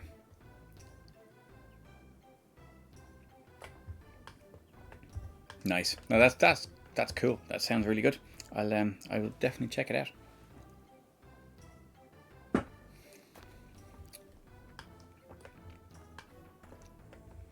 Come on, little wood chopper. Okay, our guard's hut is complete there. That's good. And like before, when that gets occupied, we'll burn that down. Okay, these are the ones we were expecting. That's obviously a guard's hut as well, because that's what they did the last time.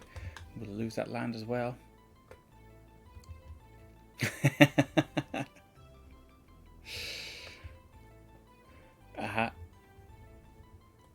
Yeah. Like works fine for me. It's yeah, it's a tough situation because there are so many variations and so many patches and all that kind of stuff. Yeah. Yeah. So you dump your monthly supporters in the bin and wheel them outside. Is that it? Yeah, and that's cool.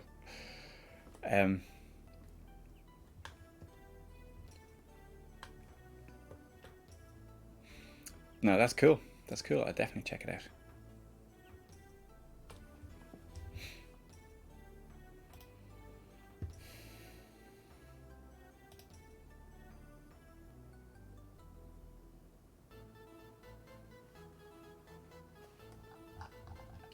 It does look like a great game. It looks very pretty. Very pretty. That's cool. Now, what's going on here? Oh, yeah. Yeah, burn, baby, burn. Okay. Now, this guy needs one more unit of wood. And we have that. Yes, look, here, this guy's making wood. And that wood is not going anywhere else other than the forester's hut. Excellent. What's that? Coal. An iron ore. Small bits of iron ore here and there. I might have to settle for a few mines of small iron ore. I need lots of wood. I need this forester's hut. It's really, really annoying that I couldn't get a bit of a foothold over the other side of the mountain. Over here, because more trees up there that I could have harvested.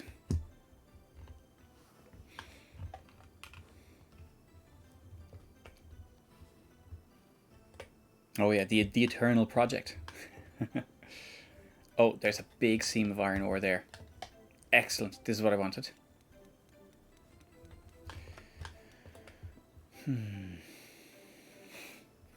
Yeah, tell me about it. And yeah, I signed up for the Blitz game jam. For anyone who's interested, or anyone who's in any way even knows about Blitz Basic, but I'm going to put in that. there's a Blitz Basic game jam going on at the moment, which is kind of like raising awareness of the Blitz Basic language, and they're the intention is to kind of get a bunch of cool games just to show off what the language can do. And so I've signed up for that, and of course it's got far more ambitious than I should have, and now it's kind of taking up basically every spare moment. Oh, that actually looks like a big deposit of coal. If I could build there, I'll have to delete all those paths, but I could probably do that. They're not critical paths. Another big seam of gold. Excellent. Okay. Resources I don't think are going to be a problem. But yeah, so this game jam is basically taking up all my time, and all my other projects are sidelined, essentially. Not Solus is the big one, and that is on hold basically because of the chip shortage. Although I do have, I don't think Jonathan's with us tonight, but I do have Jonathan's Prisma board here. I will get to that. I will test it, and I will figure out what the hell the story is. There's an incompatibility between the Prisma and the Solus, but yeah, we'll see. You never use Blitz Basic? Oh, Blitz Basic is excellent. I love it. It's a refreshing change from other languages. Definitely has its quirks though. Definitely has its quirks.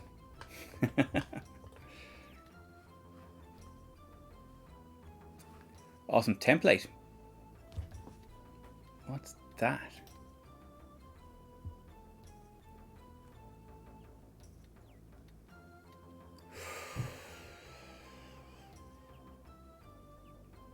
What's this? Oh, these are... Oh, I see. Oh, that's cool. Who is that? Is that someone I know? That's really cool. I don't know who 8080 is, but that's very cool.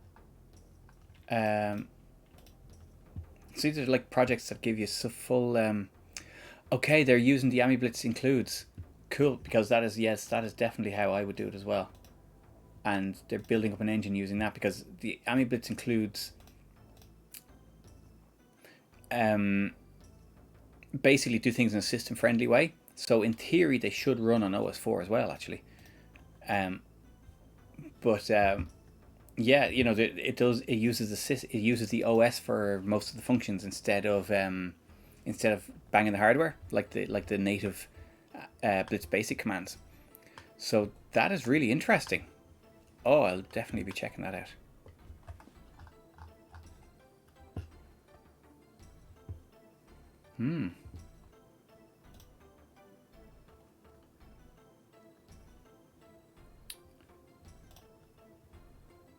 Yeah, that's cool. I like that. I like it a lot.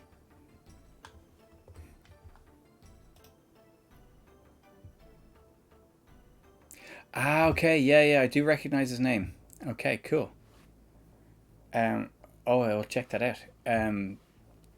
Like artwork wise is excellent, because when you're like this tends to be the limiting factor, like, because if you're dealing with AmiBlitz, you can kind of like harness the system, and it'll take full advantage of graphics cards and sound cards and the OS and all that. So it does depend on how powerful your system is. But if you have a powerful system, you can pretty much do what you want. Like, it's pretty cool like that. And like, if you know the application AHI, or no, what's it called? HD record. It is that's all done through AmiBlitz, and it's excellent. Okay, we've got loads of gold deposits here. 2 big gold deposits and a big coal deposit there that looks easily accessible. So okay, Vyacheslav, hoping I got that name right. Thank you very much for the follow. Sorry if I butchered your name, but yeah, thank you very much. Welcome along. Yeah, HC Rec is really, really cool, and that's done in Blitz Basic. It's like, it's mind blowing because like not only is the application in Blitz Basic, but the actual GUI toolkit is in Blitz Basic as well, which is nuts. Okay, so I'm going to cut that path and build a coal mine there. Yeah, it's nuts. It really is.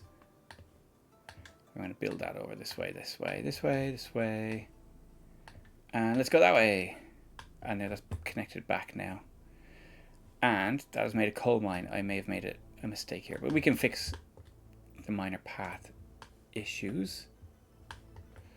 I think coal at this point may be more important because we've got a forester's hut now. We can start planting trees. And here's our forester. He's planting trees.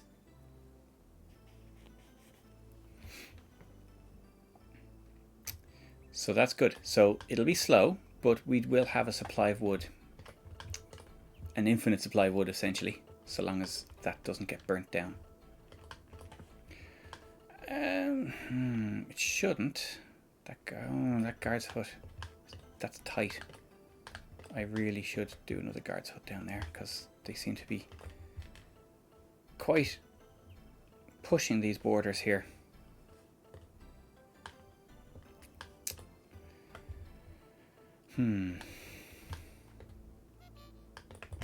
Uh-oh. Where did I lose that land?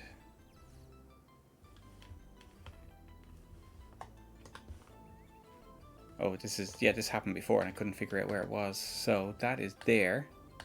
Let's do this. Okay, now that didn't really do us much damage. It just touched borders. That's going to be a more dangerous one.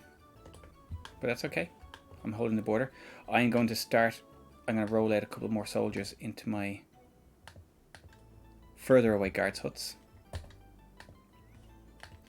Because now I'm starting to feel the pressure from this guy who's basically surrounding me. It's okay. This is what I want. He's going to overextend himself. And I'm slowly going to build up my army and sort him out. Okay, well, let's build a coal mine and a gold mine.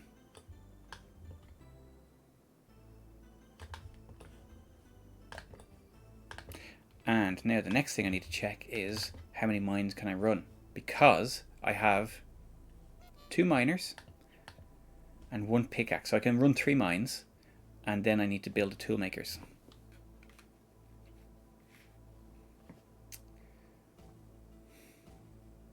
Shit. Have I used up all my hammers? I can't remember if I need hammers for tool makers. Okay. What was this? What was this? Okay, yeah, I knew that was coming. That's fine.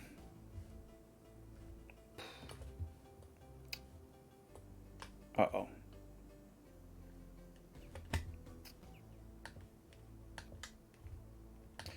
Let me see, what's the cycle for the tool makers?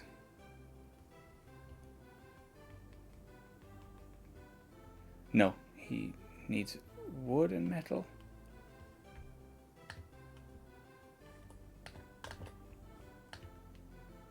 I actually have a tool maker and he's already ready to go. That's okay, I think he's the tool maker. So if there's a 1 there, it means he already has his tools. So that's fine. That's good. It's excellent, in fact. Okay, now time to connect this guy back up so he can have some resources. Still don't have any wood in reserve. I've got a bit of stone now. 18 units of stone. That's not bad. Not bad. But my forester here has not exhausted the trees now. Or my woodcutters. So there's a tree there. And now look, we're starting to grow new trees. And as I thought, he's heading off that way. But I think my woodcutter can go off there as well. Slightly stressed by this. I think I would survive that. The border is about halfway already. This is kind of halfway here. Where's my woodcutter? Why isn't he cutting wood? I need more wood.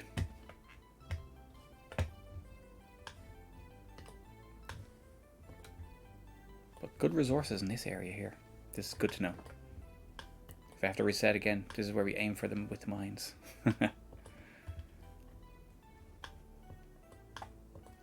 So we've got 1 unit of iron ore, 4 units of coal. So we will get an extra unit of gold out of this once this is built. And 2 units of iron ore. So we're going to have to build a tool makers. Tool makers is important because we can't have a blacksmith without a tool makers because we've used up all our hammers. Okay, let's get that going. And that takes a fair bit of resources as well. We need these trees to grow quicker. What's this? Where are we? That's fine. Fine. Don't think it's really a problem. This one's holding the fort now. So now this is going to... I'm going to lay out another soldier. There he is there, yep. How are we doing for soldiers? Okay, we've no high-end soldiers anymore. But we've got 10 level 3s. But that is all we have. I really need to get on the blacksmith. I need weapons. Need.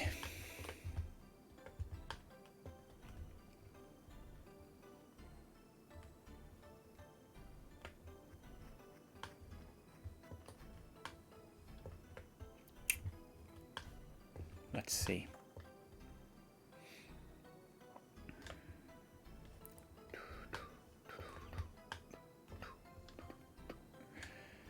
We're going to run out of stone soon. In Settlers 2, actually, you can recover a certain amount of material from you know, a building that you don't need anymore. You cannot do that in Settlers 1, which is a shame. Because that would be nice, because you know, you don't need a stone cutters anymore. It might be nice to recover some materials from that. But what can you do?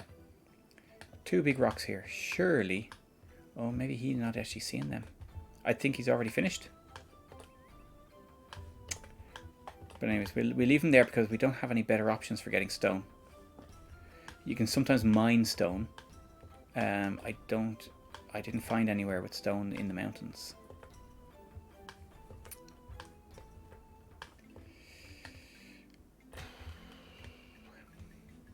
He's doing a lot of expanding. That's another guard's hut, is it?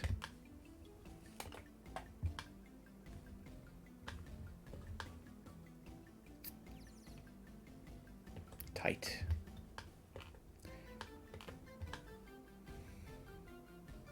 Okay, that's where he burnt down the guards, so I think they're going slightly less aggressive here with this one. But still, they have a lot of guards huts. They're all over the place. And each one of them, it contains 1 soldier. You can see they're flying half-mast for those. So they've got, that has probably 2 soldiers in it. That has 1 soldier in it. But they've got a lot of guards huts. Fine, they're doing some massive expansion, but even these ones, which aren't holding the border anymore, they're quite, you know, they're still containing a soldier. They're still occupying a soldier. So this is, we'll let them do that. How does that look statistics wise? So, you know, it's fine. Look, this curve here is starting to level out. I need to start fixing that. I need to start making weapons so I can make soldiers, because their military strength is going to start pushing me back down. And if they reach 75% of that and 75% of that, which they have more of, they will win. So, but now we wait. I've got 2 soldiers in there. No, there's our stone cutter. He's still working. That's okay. We'll get rid of these 2 rocks and then we'll burn his house down. We have no need for him, because we might, if we burn his house down, he'll go back to the castle and then we can use him for something else. Up here, because that's still, although they're going to get that now, they're going to get that stone. I don't have any more stone. It's going to be really tough. Might not be able to build much more. What's being built here? Oh yes, that needs a lot of stone.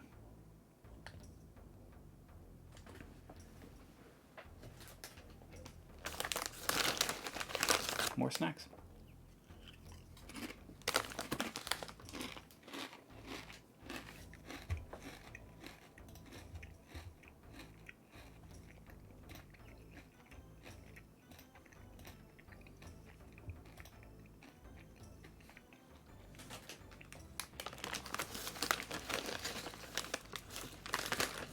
Okay, yeah, definitely not going to get done in this stream. Anyway, this is what we're 2 hours in now. And yeah, no chance.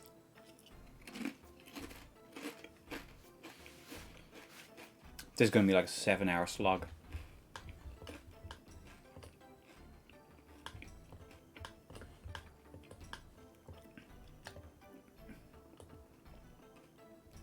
But I don't feel like an attack is imminent. I think they're training up their soldiers kind of like I am. They're not filling up their border posts.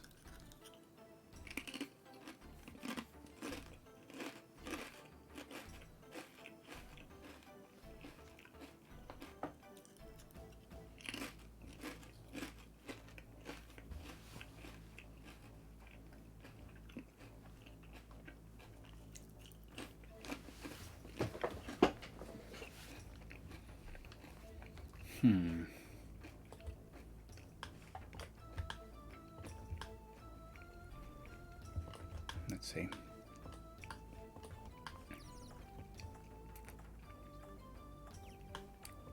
Their routing is pretty crazy with the paths, but oh, and look, they've got some traffic jams around here now. But they've got a lot of coal. A lot of coal. I find a lot of the time coal is the bottleneck for production, for manufacturing, because you need that for gold smelters, you need it for a blacksmith, you need it for the steel refinery. You know, basically, you know, you need a lot more coal than you do ore, which is a pain. Well, you need you need 1 unit of coal. Sorry, no, you do. To make a weapon, you need 1 unit of iron ore, 1 unit of coal to make the steel, and then you need 1 unit of steel and 1 unit of coal to make the weapon. So you need, basically, to make a sword, to make a soldier, you need 4 units of coal and 2 units of iron ore.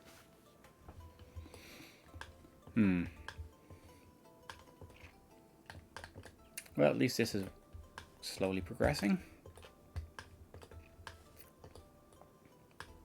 We're making wheat.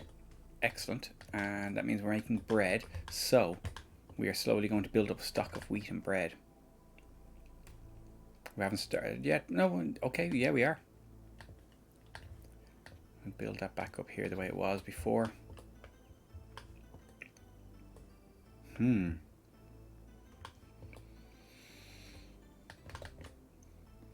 Okay, you know what? We'll survive with that much stone. We just have to be careful with it. Wood is far more important. And now we're finally getting our woodcutter going again. And we're getting new trees.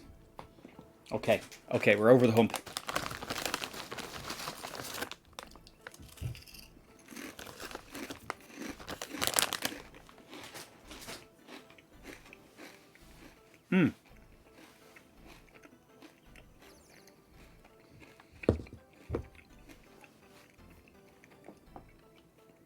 Yeah, it is actually. The manual is very good. There's a lot of detail in it. It's got 100 pages or something. And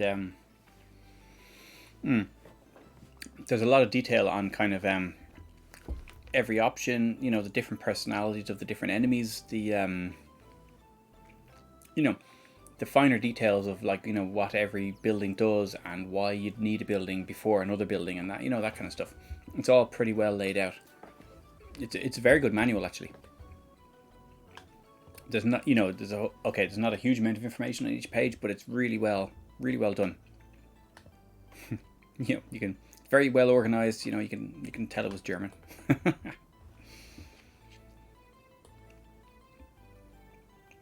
Okay, we've got some more trees on the go now. Excellent. Oh, and look, we've grown some trees over here. Why is my tree cutter can't see them? Probably can, but now he's busy because he's got trees within easier reach.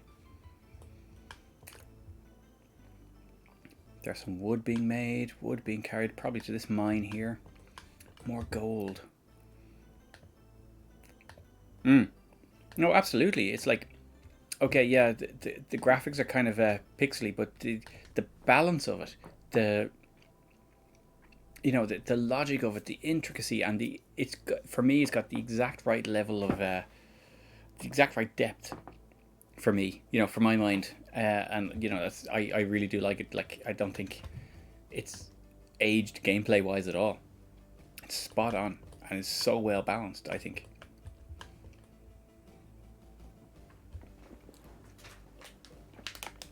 But you do see people in the forum saying, I can never win a fight. I can never win the combat is heavily weighted in favor of the CPU and stuff. And you kind of think, well, it's just because you have a pirate version and you've never read the manual. You don't know what half the buttons do. So, you're never going to win a fight that way. Absolutely. A friend of mine and I had some epic, like, 2-player games, where we'd bump up the size of the map. So, it's a sprawling, huge, big map. We'd have armies of like thousands, and it was nuts how far you could go with it. Like, it really was.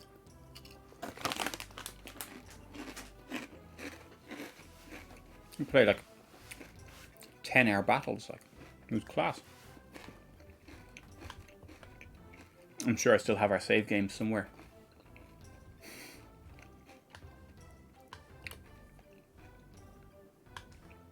Okay. Things are very slow because wood is basically being absorbed by this guy first. It's not the worst thing to happen because coal is such a key element of everything else. But we need the tool makers. Oh, can you imagine if it had a dial-up option? Because, like I said earlier, it was so well done, system-wise, and scalability and stuff like that. It works on all the hardware, and if you don't have the RAM, it won't load in the music, and it won't load in certain sound effects, and it'll keep the map small. It really does scale well to different machines. Yeah, the online play would have been nice now.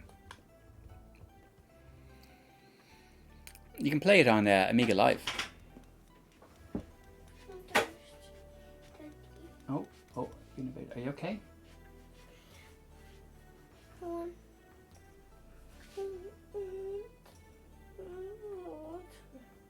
Okay, I'll be back in a second. What I'm going to do is I'm going to go and see what's going on here. And Settlers. Yeah, I am. You remember Settlers, don't you?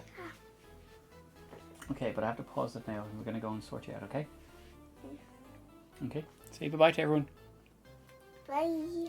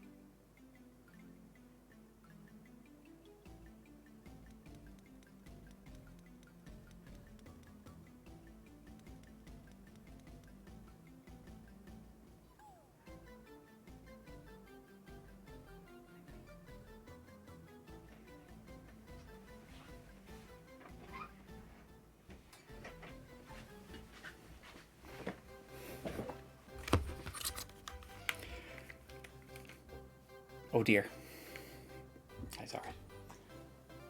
Too warm in his bedroom. So, it's okay. Sorted. Now, nothing has happened. Well, we got a bit more of a mine here. Uh-oh.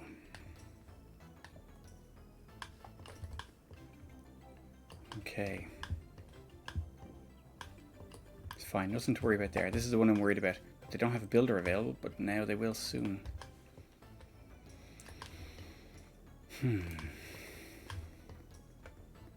Okay, iron ore to the right here, gold to the left.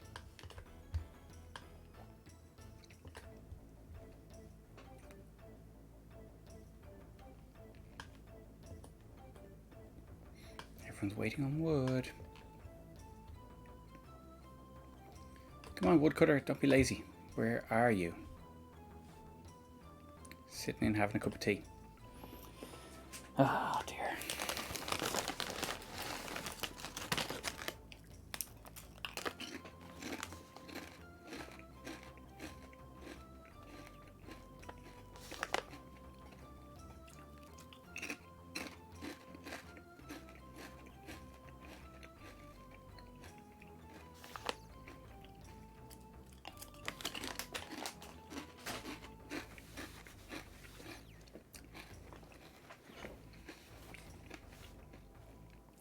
You know, one of the earliest games.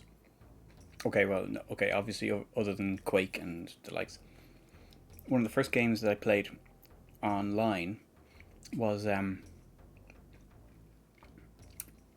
Populous at the beginning. Like, as in not just like, you know, serial connection, but you know, actually online. And that's like Populous 3. That is a brilliant game. It's like 1998, 90 or so. It's basically Populous 3, and it is 3D, and it's all takes place on a small planet, and it's so well done. It's really, really great game. It's a little bit different to the Populous 1 and 2, how it works, but it works really, really well. Oh yeah, Duke Newton's a good one as well. Yeah. Yeah, we had Quake and Unreal Tournament as well. We had basically in when I was in uni, in college, and we had a lab called, and it was informally called the Quake lab. It was actually the CAD lab where they had all the most powerful machines, so you could do all the the heavy duty CAD stuff. I did engineering in college, and it was basically every one of those machines had a copy of Quake on it, and then later on of Unreal Tournament. And so you go in there in the evening after a day's work, and all you got is like a 16-player deathmatch going on. There's like not a single bit of CAD being done. But that was great. Like, that was so good. Yeah, you know what? It would be really nice if if they did more with it, because I don't think there's been anything since then. But Populous at the beginning is excellent, and a modern version of that, like a 20-year anniversary version of Populous at the beginning would be amazing. Because I know it's tricky to get working on modern machines. Like, it kind of doesn't support the high resolutions, and it doesn't. It can be quite glitchy. Like, it worked. Like, I was playing it on. I think I was playing it on XP actually at the time, so about 2002, 2003, and it was great. Back when I still had a CRT and all that. But yeah, it really needs a remake. Even if it's exactly like the way Settlers, they did a Settlers 2 10-year edition, which is now vintage, because that was 10 years ago. Or a good few years ago anyway. They could do a Populous at the Beginning remake or remastered, and that would be amazing. I love that as a game. I even bought the expansion pack for it when I was on holidays in Malta. I I found it in a random shop. I was like, oh, I'm having that. Brought it back with me. It's amazing. An extra 15 levels or something like that. It was cool.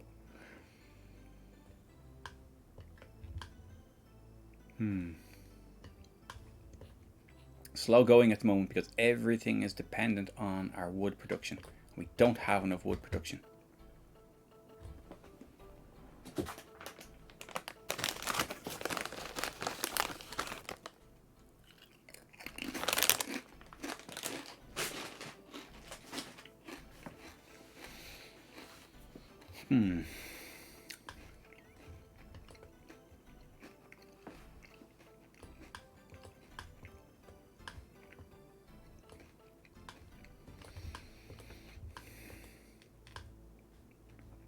I wonder, should I build a new wood hut? It'll slow everything else down by a little while.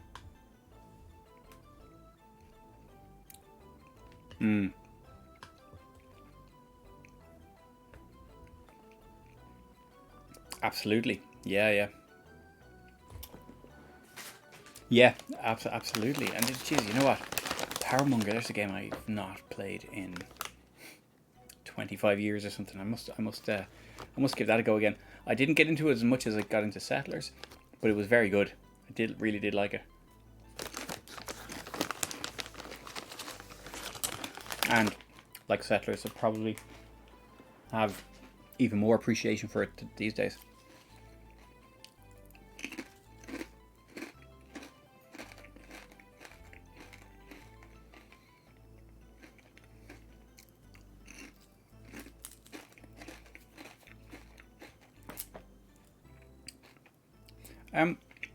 I think Populous had a 2-player mode. I never played it on 2-player, but I think it did. Over Serial, did it not?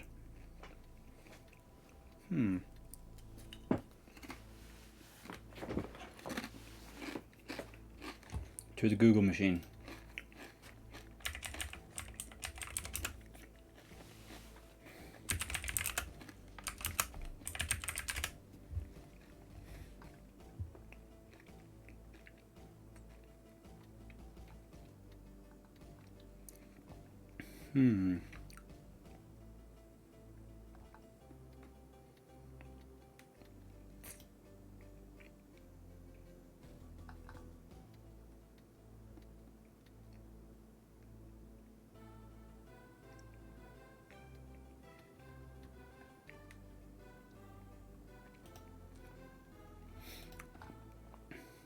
Yeah, apparently Populous 2 has a null modem kind of 2-player support.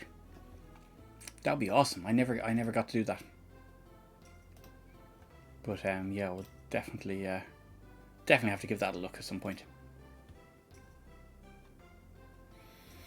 I don't know if serial gaming is supported by Amiga Live. I think it's mostly sort of a synchronized emulator kind of deal. So there's one emulator that runs 2-player, but each of the controllers are remote, if you like. Because I think that's how it works. So, you know, 2 people are looking at the one emulator effectively, or well, 2 emulators, but they're 100% in sync. So it thinks it's a single machine with 2 controllers.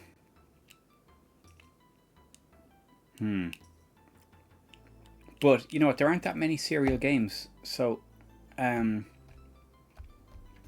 it might be just that I've never seen it happen. Oh, I was threatening, was it you actually, George, that was saying, you know, we should have a Settlers game on Amiga Live? I think it could have been. We should. Some evening when I have 16 hours to spare.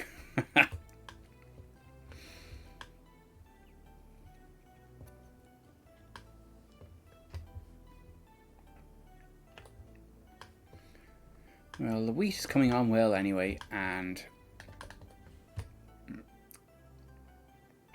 we've got loads of bread now. And we've got loads of stone, although we've probably exhausted our stone supply. Oh no, we've still got a few left.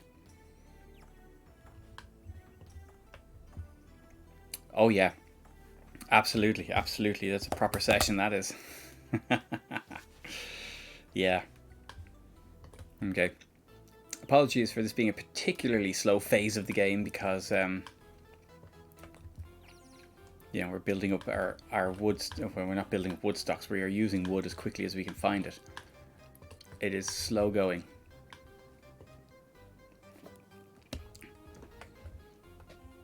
But once we've built this mine, we will have stocks of wood. We need 2 more units of wood for this. Got our second unit coming here.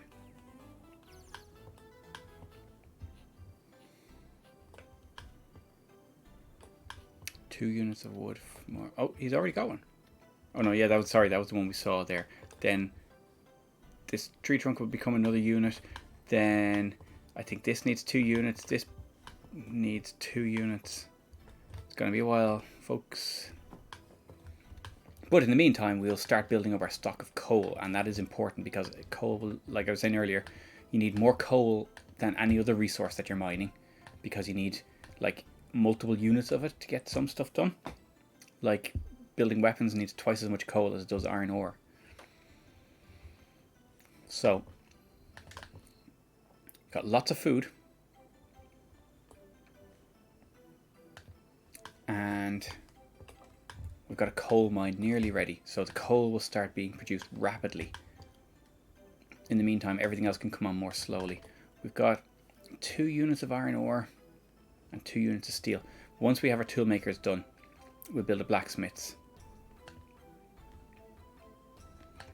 Before I forget about it, I'm going to set the tool maker to only make hammers. We don't need anything else for now.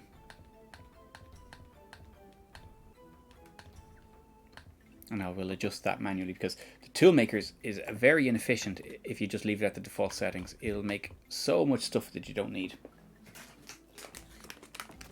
Like, I'm nowhere near a lake. I definitely don't need more fishing rods.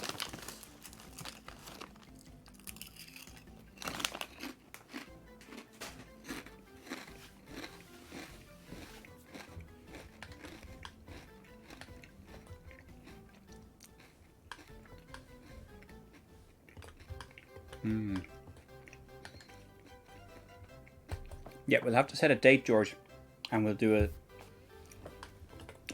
an Amiga Live Settlers game. Let's see how it goes. Now, I feel the enemy are being very quiet. There's not a lot going on. I haven't had any warnings in a while.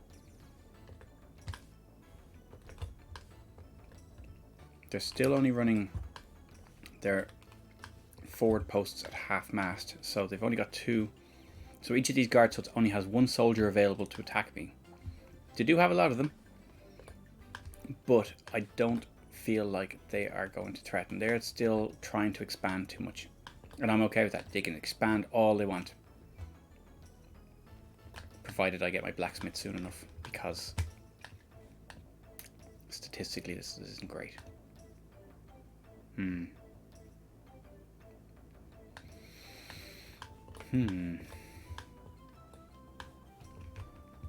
But yeah, they seem to slow down a lot because they're stretching themselves too thinly. Even this, like, this supposed peak of the AI for the game. You know, they're doing well. They're definitely doing well. But their expansion is slow to a crawl. So has mine, but they're not really threatening. And we have our first mine built, and here's our miner. He's going to get in there and he's going to start making coal.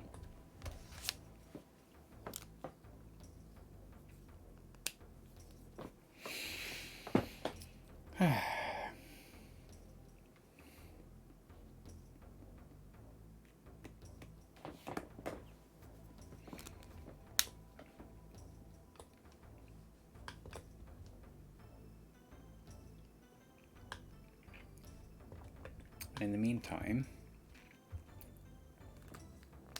we still have to wait for this toolmaker before we can do anything else because we need a blacksmith. And if I start building a blacksmith, it'll probably... I can't even build a blacksmith around here. Ugh. This land is not great because it's just not flat enough to build critical buildings. So that means it makes for inefficient supply lines.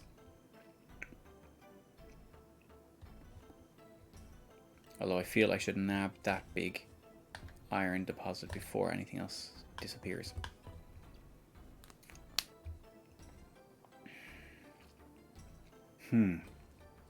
So if I want to make an iron refinery, I can't do it anywhere here.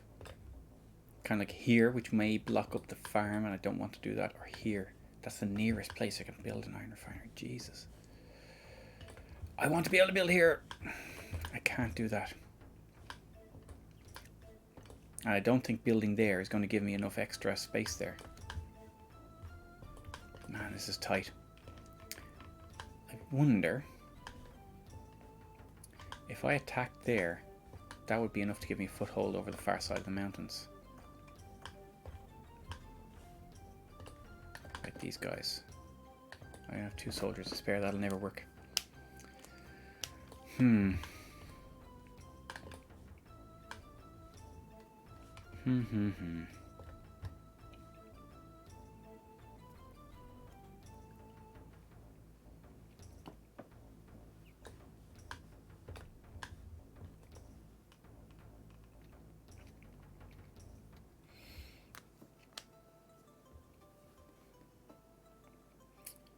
I have an old DCE scan doubler in this machine. Apparently, you know, it's been working away for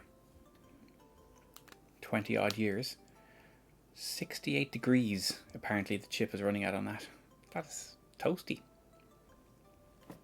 It's pretty toasty. It's fine. Oh look, now we're getting wood here. Oh yeah.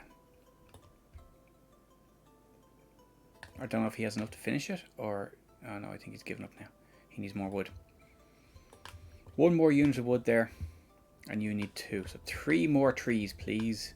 And then we'll start building this guy. Although it'd be good if it built that first. Gold is not the priority now. Yeah, I was thinking that, but like... On the other hand, it's worked for 25 years at that temperature. It's only recently I put a sensor on it. But yeah, I probably should put a little chip cooler on it.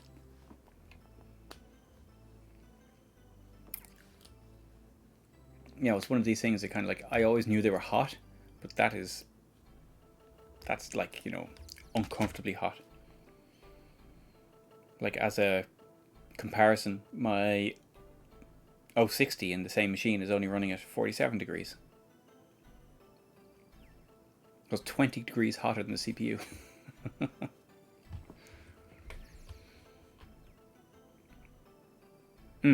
Yeah, the sensor is causing the problem. Absolutely, this is the problem. If you remove the evidence, that's fine.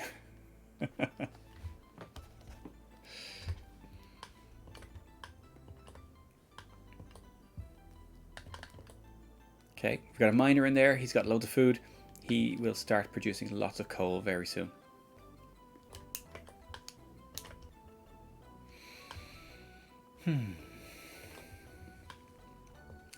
There are times when I really wish there was a fast forward button on this game. You know, like in Elite, and you just like, you know, do 10,000 time for a few seconds and then be fine. Or end up in the middle of a planet.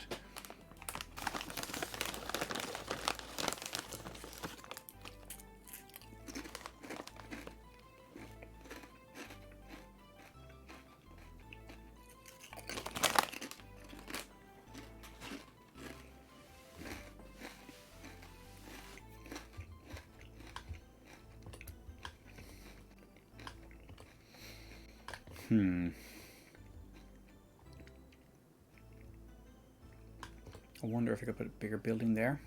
If I chop down that tree, but I don't think so. There is a way to make it faster? No.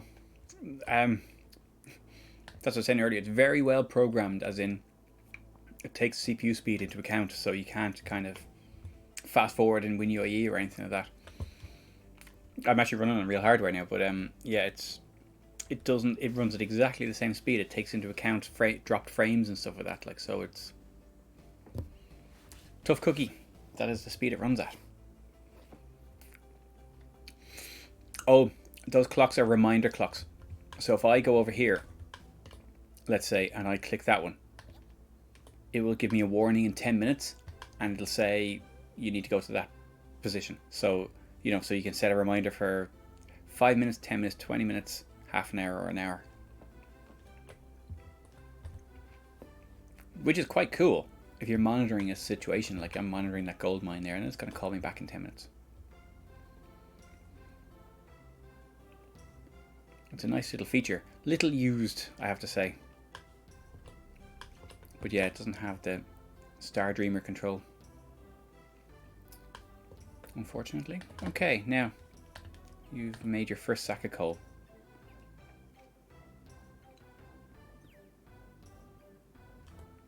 Or have you? No, you're still going. You came for a snack, I think. Okay. This may have been an... Well, that's it. But you know, I haven't made a single decision in the last 10 minutes, other than to have snacks. So you know, could have just skipped all that. But yeah, it is a real-time game. I suppose. I can't build up there, can I? No. Oh, sometimes you can build on the foothills. Ah, it's a crying shame. I wonder.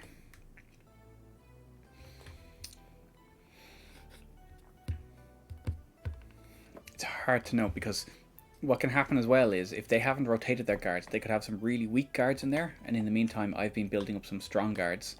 Like if I look here, I've got one really high end. Yeah. Yeah. Yes, indeed. It's a drinking game. But yeah, I have a really good guard in there that I can send in to attack that hut, but I'm not sure if that's good enough because they may have more gold than I do. I might need to overrun them in terms of numbers. I don't think I can do that. But I do have a second... Oh, and he has gold in his hut. Who have I got to replace them? I don't have many soldiers. I'm really, really low on soldiers. But if I go and attack them there, that could be the foothold I needed.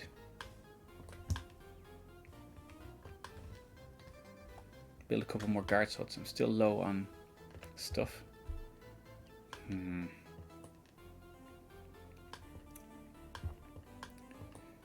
Controversial move. There are 4. Oh, let's see. I was going to build a woodcutter's hut there, but I bet you I don't have an axe, do I? Oh, I do. I have one axe. I'm going to build a woodcutter's hut here.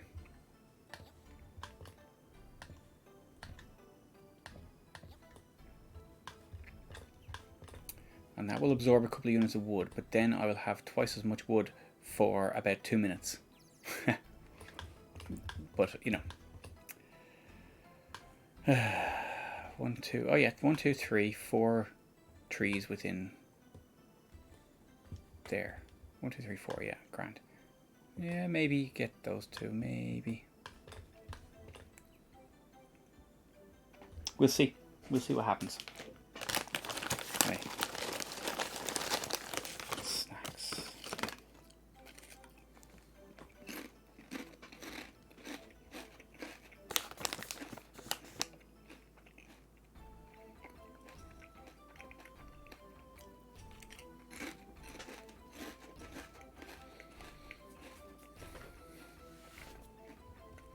Okay, here's our next unit of wood.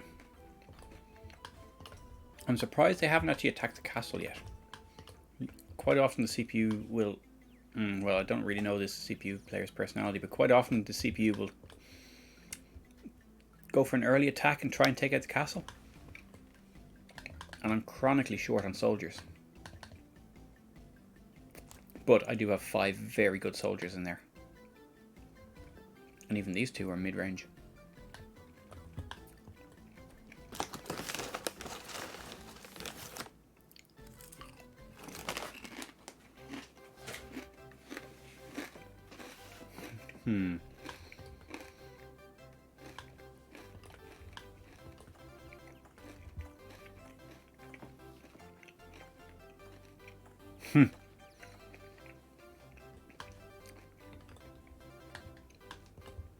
Oh yeah. It's almost worth investing the time in a compiling on a mainframe.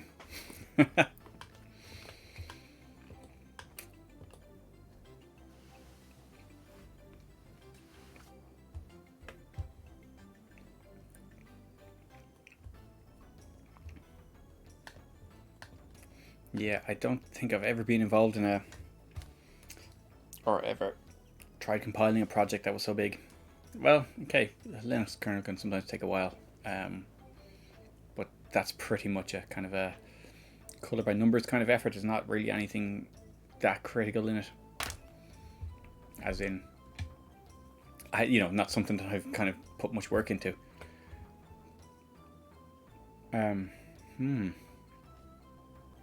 Yeah, I tend to deal in small projects.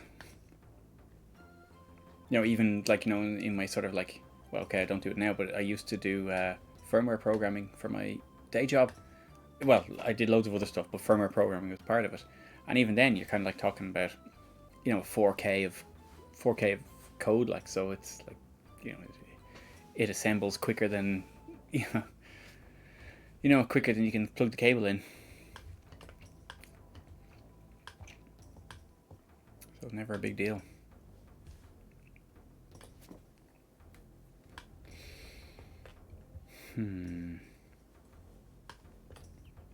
Oh man, come on with the wood. Here's more wood. More wood.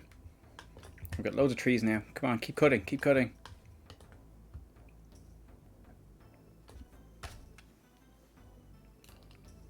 Ah, yeah.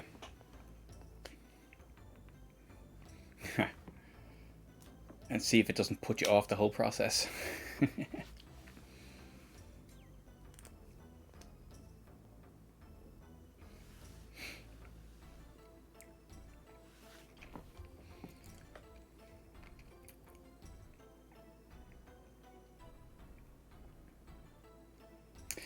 Yeah.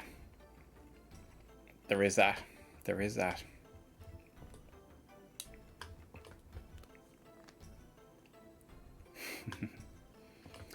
Yup.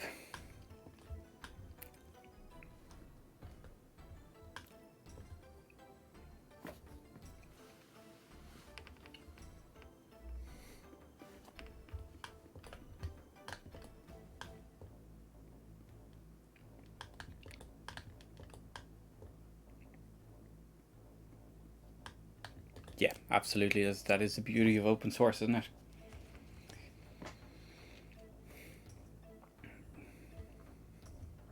Yeah, people can learn from it.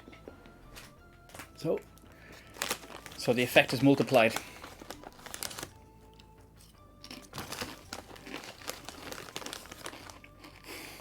I just got a text from my wife. She's on her way home. If she doesn't make it, avenge her death.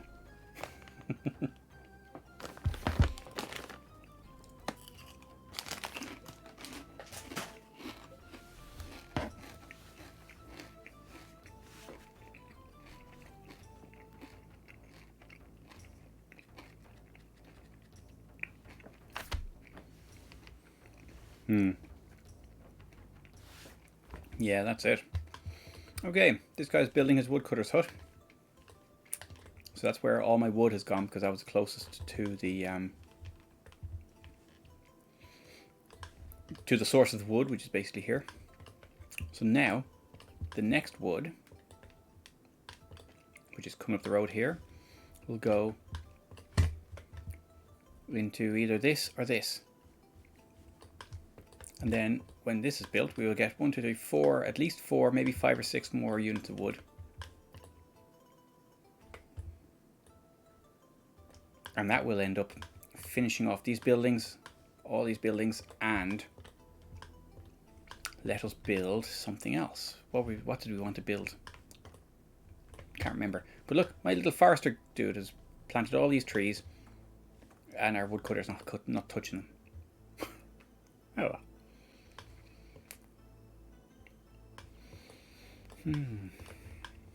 It's fine. Maybe when this is cleared, there'll be a space to put a forester's hut there. Slightly wary of that because when the straw is cut or when the wheat is cut, you might end up planting a tree there and then you won't get the wheat there. Oh, there we go. Look, there's the reminder. You wanted me to call you to this location. What is the object? The object beside the stoneworker's house. It's brown. Where are we? Oh, this thing. It's a kind of it's a natural. It's a part of the landscape, and it's like a sort of an outcrop of something. I don't know. It looks like a thumbs up, I think, but you can't do anything with it. You can't build on it. You can't, kind of harvest it. You can't, the stone cutter doesn't use it for anything. It's just kind of a mud sculpture or something. Don't know. But basically, it's annoying. You sometimes get them. I think there was another one up here that was smaller. Oh, where did I see one? Oh no, there. Like, you get, it's just like an outcrop like that, and it's just there to annoy you. It's just there to take up space, basically. It doesn't really. You can do nothing with it. Exactly, an obstacle. That's the word. Yeah. It's just in the way. Why don't I have wheat grown here? Is it too steep? It does look quite steep. I suppose you can't build anything there. Yep, it's just an obstacle.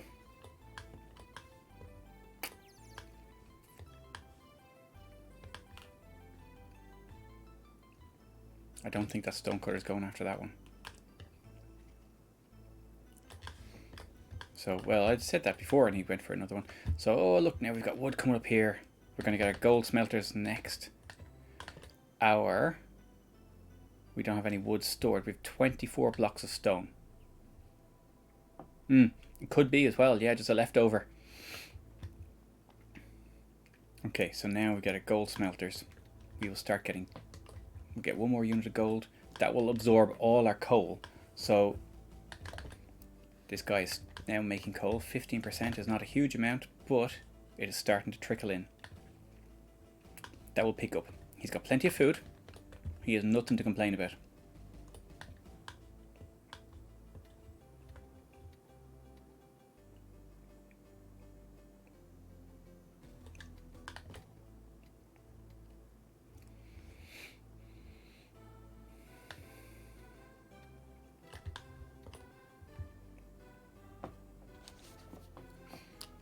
So that wood is going here. Now we need to build our tool makers because we don't have any hammers to make blacksmiths.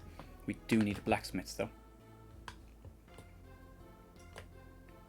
What I'm going to hope is that this woodcutter will cut down that tree and I can build a blacksmith there. Because we've got our iron and our coal there. Ideally we need more coal mines. I'm going to send up a geologist or two, just because.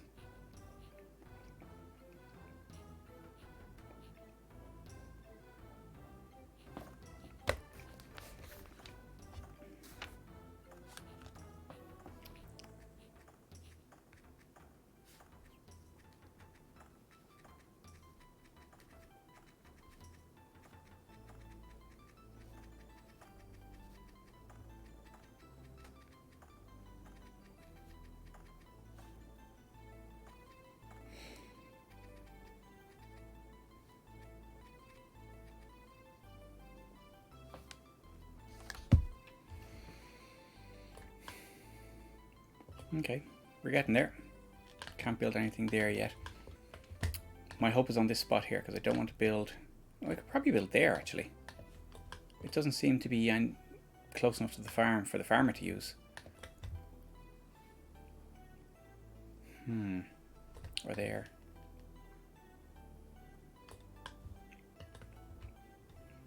I'll wait for him to cut that down.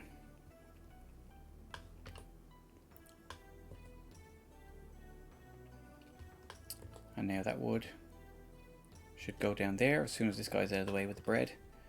Okay, now it's starting to, the first time we've really started to get a busy junction here, where we've got we're producing materials we need, and it's starting to clog up the place. Not a huge traffic jam, to be fair, but it's kind of a good sign. Bread is flowing, wood is flowing. It's all working. Now, Mr. Woodcutter, cut this one down. It's right outside your door. Uh-oh. Ooh. A nice big seam of gold as well. If I can... Iron, yeah, big deposit of iron. That is nasty. I don't think it's going to affect me, but it's not nice all the same. Slightly uncomfortable. Let's see, what's he mining? Is he mining any gold anywhere, or finding any gold?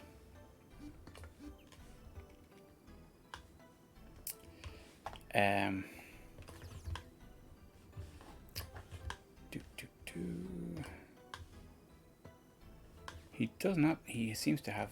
There are loads of stone, loads of coal.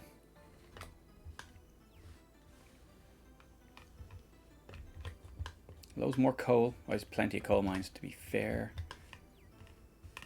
Is he mining any iron?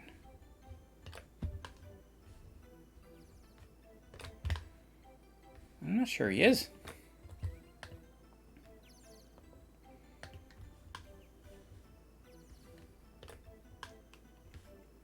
More coal.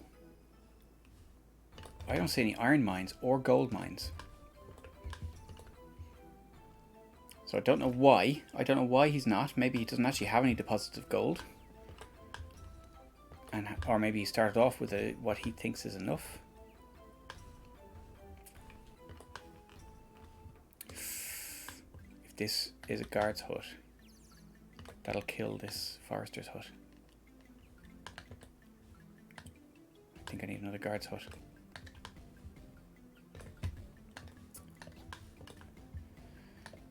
Let's try this one.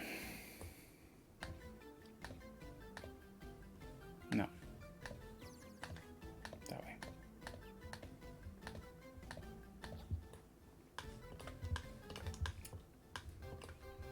Build, build, build.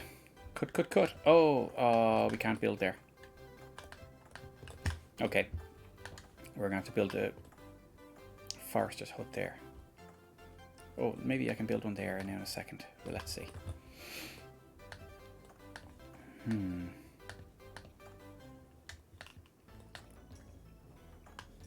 Okay, let's see if he'll go for that. Or maybe woodcutters just don't cross the mountains. Don't know. Anyway, we've got loads of iron ore. I was hoping, and loads of gold. I can't afford the wood to make a gold mine yet. Although that's yeah. But hey, this is good because they have enough stone there, so this is nearly ready to go.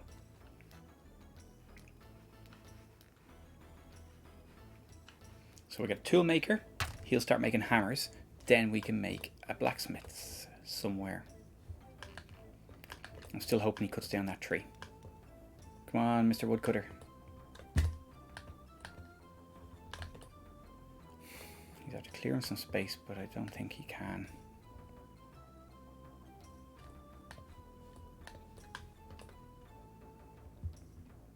I'm going to build a forester's hut there anyway.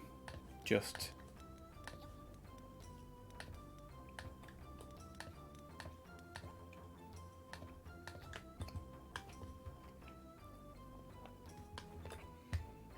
Okay, now...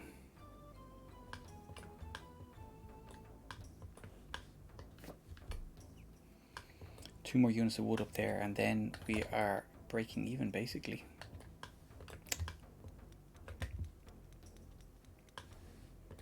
We got plenty more wood coming from here. 1, 2, 3, 4, kind of straight away. This guy surely can cut those down. Can he not? Or this one. Come on.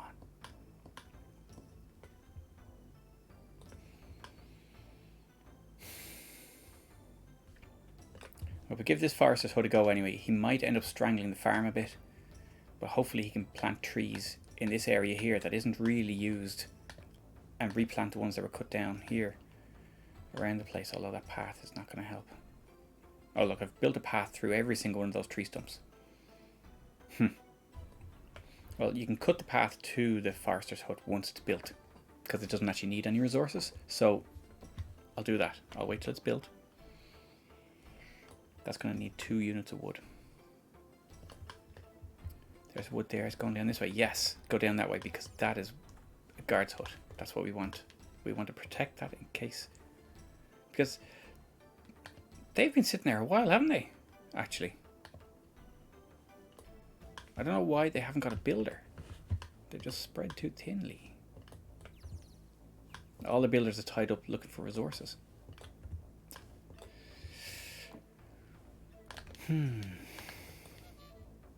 Fools. Coal, small coal. That's fine. 25% is ramping up. Excellent. Coal has been run down there because it's all going into here. We have had an extra unit of gold made. Where did that go? There, probably. No? There. That's alright. Could use that. There's loads of gold in them there hills. What's going on here? Yeah, we'll leave that for another little while. We don't... Still stressing for wood. Okay, there's more wood going up there. More. This is nearly built.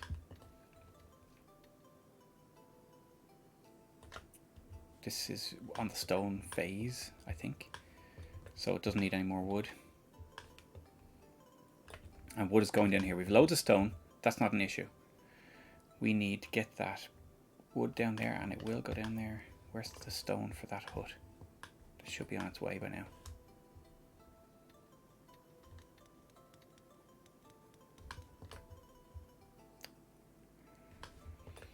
There it is.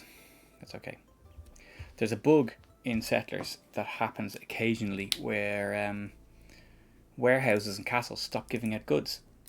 And it is a complete pain in the arse because you can't... I haven't been able to fix it, or I haven't been able to work around it. And what'll happen is you're kind of like, okay, I have something in stock. A building needs it. Why am I getting it? And it's a disaster. Like, it's a pain in the hole. Because there's no way around it I can see. It happens to warehouses as well, and there's no way around it I can see other than burning down your warehouse, and you lose all the stock that was in there. And it's kind of like that could be crippling. And I don't have a warehouse. I don't have enough traffic flow to justify a warehouse, so I'm basically working on the castle.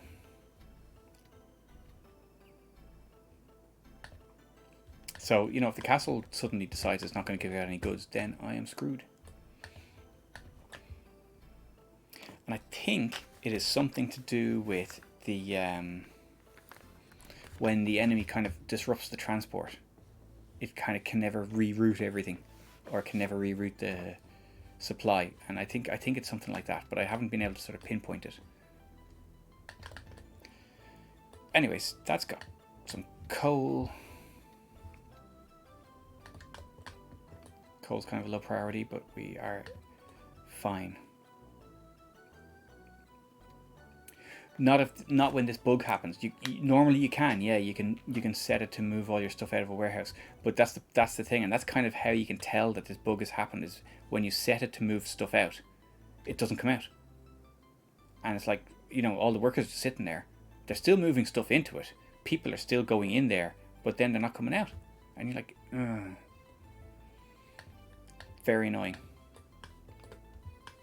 And I've had to work around that a couple of times by basically building another warehouse and burning it down, and it's just, you know, it cost you like an hour's resources, you know, like an hour's play.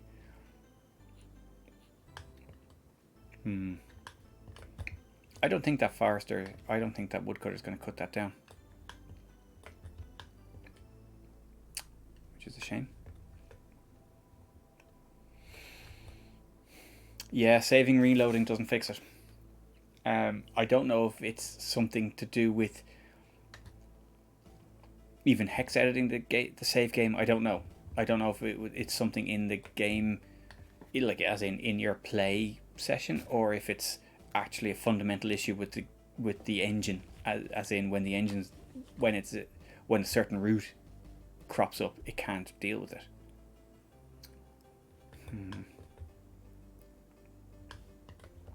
I don't know. We've got another forester coming out here anyway, so we'll start to get some more wood from this angle. That will speed things up.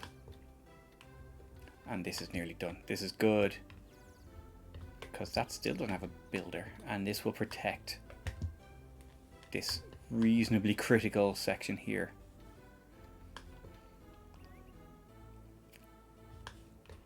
As well as giving them something to fight about. But I have so few soldiers. Oh, look at that. He is a top grade soldier. Ooh. Top grade soldier. Highest soldier there is. And all I have left is high end soldiers. And who's guarding? And 2 mid-range soldiers guarding the castle. Very short on soldiers, but the soldiers I have are excellent. I might rotate the guards soon, because some of these will have less than ideal soldiers. And it'll give me some more defensive power. What's this one doing? Yeah. Nice.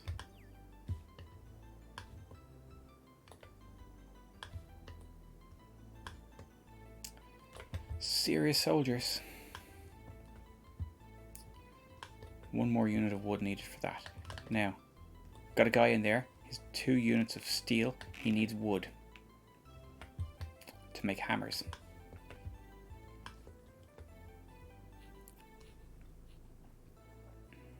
There's some wood there, making its way up. And now our forester's hut is occupied, so we should start getting more wood from here, and that will speed things up. Yeah.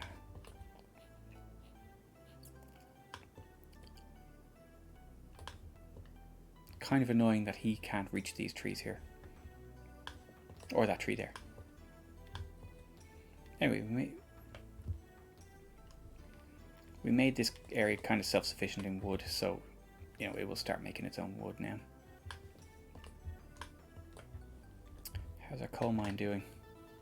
6%. That was a big coal seam that we tapped into there. I would have hoped for more. Now, annoyingly, we have nowhere to build a blacksmith.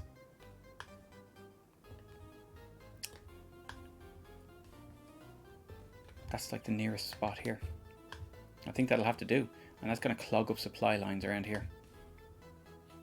But I don't think there's anything for it. And let's build a blacksmith. At least it's relatively safe there where it is. Yeah.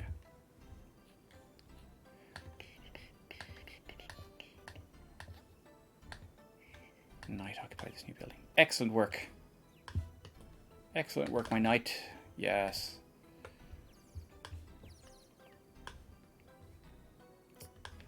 Good stuff. I need more coal. 16%. Okay, it is ramping up again. I need more coal. There was a big seam over here somewhere that I probably could have gone for. Send a couple of geologists up there.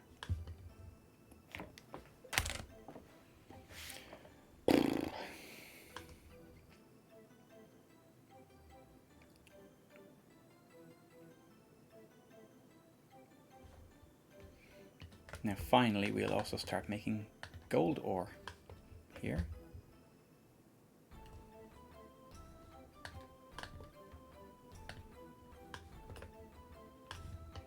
And he has his wood now, so that means the next wood that we make,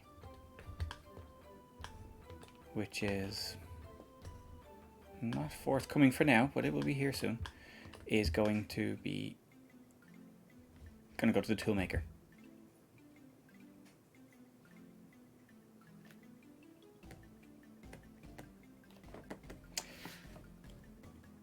And that will be good. And once we got the toolmaker, we can make more pickaxes, which will let us make more mines. And it will let us make... Oh yeah. The first priority is hammers, because we can't have a blacksmith without a hammers. Hammer and tongs.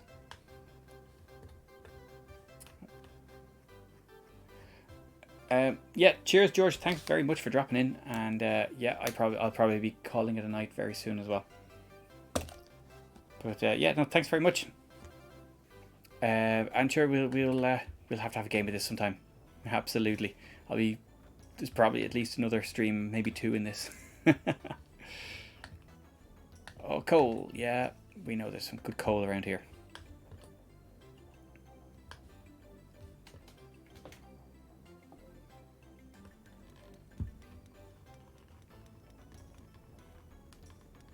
Yeah, you too George, take care and talk to you soon.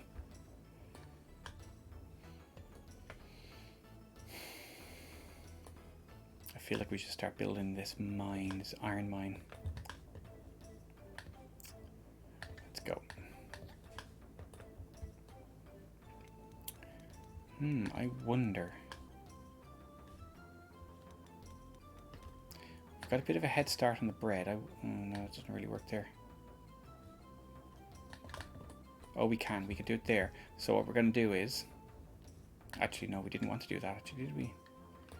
Because once we've got a forest there, we're going to cut that path so that he can plant some trees in this area. Because he's, at the moment, planting them in the farm exactly where I hoped he wouldn't. Oh well. Okay, so we're going to get a bit of a backlog, or a bit of a traffic jam around here, I think. So what I'm going to do to kind of minimize that...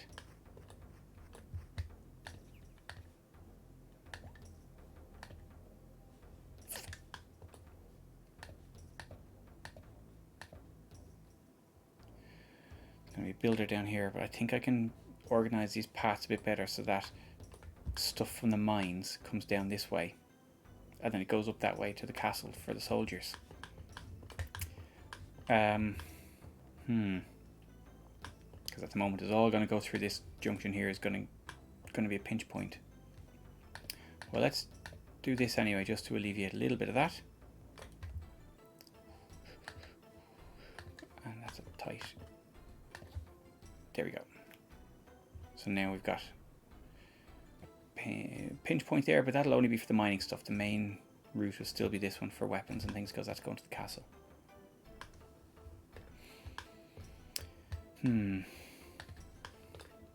But yes, I think I may have to call it a night for now. We're not going to go anywhere too quickly. We need to wait for this guy to start cutting wood, or to cut more wood, for these trees to grow up, and for this guy to cut wood. But at least now we're producing gold ore, and that'll... This guy's getting all the food. Got 8 units of food, and he's producing sod all coal. Not happy with that. We need... Oh yeah, there we go. That's what we wanted. That coal mine there. It's a bit precarious if they expand that way, and they are going to expand that way, because look, they've built that hut. You know what? I don't feel comfortable about that. Before it takes up resources and they're just going to lose it because they... You know, resources are too precious. I need a better coal source.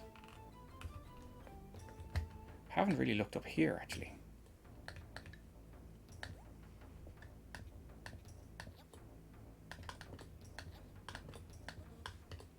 One spare geologist. Okay.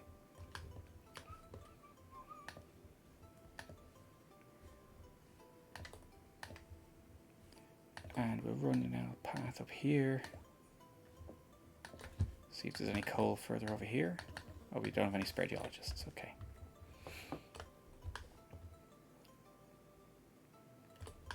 Okay. Now, slow going because we're still absolutely crucified by the lack of wood, but we're making gold. That will definitely strengthen our military. We have more reserves of gold here, loads more there if we need it. These coal mines Rubbish. Rubbish. That was a big seam or a big deposit. Yeah, see, look, that's just, yeah, it's not going to work when this is completed, because that's a guard's hut. They've found a second wind and they're starting to build loads of stuff. They had a chronic shortage of materials or builders or whatever for a while. They're running all their guards huts at the minimum. I'm gonna run my guards huts at the minimum just to give my soldiers a rest.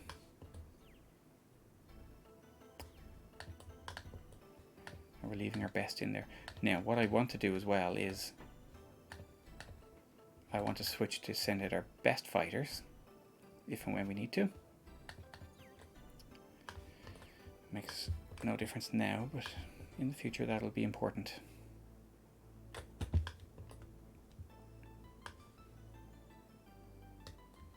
Here's some gold. Good supply gold now, yes. That will that'll be good. And we'll send some of the lesser soldiers back to the castle for more training. Because at the moment we've got 8 very good soldiers. With no top drawer soldiers in reserve. We do have a few of them. We have a couple of them out here out in the field. There's one there. Defending the frontier, which is good. We just have to keep a careful eye now and see. Oh, look. Okay, I take it he's going to occupy this new building and not join in that one. Let's see what he does here. But I expect he's going up there. But I have to keep a very careful eye, and as soon as they start stocking up the guards' houses, I have to match it, because they could be like ramping up for an assault. Yeah, he's going up that way. That's grand. They're keeping minimum, and I have to match that.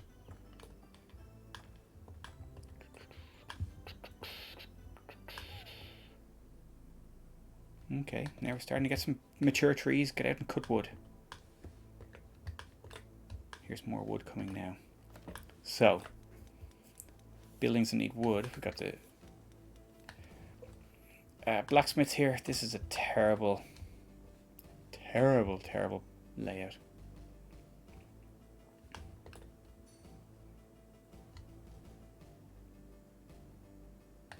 But I will fix it at some point. But for the moment, we don't have too much in the way of traffic jams, so it shouldn't be a huge deal.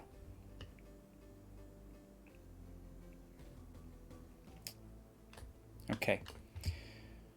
Right, soldiers going back there for a little bit more leveling up, a little bit more training. We've got gold manufacturing going on. This is good. Found coal, only a small bit, but that's promising. There might be more coal around this area here. This is good. Okay, lost some land. We're okay. We're holding the border. We have to keep an eye on that though, because if he builds a guard's hut here, that will also kill this whole section here.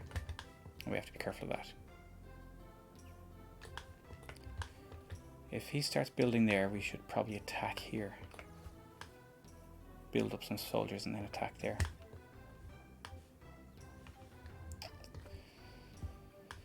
There's loads of coal around there. I can't build there. Okay.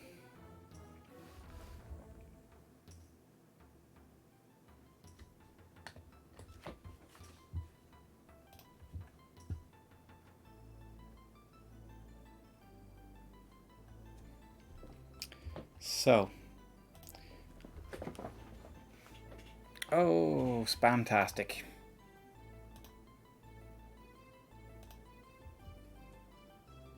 Excellent. La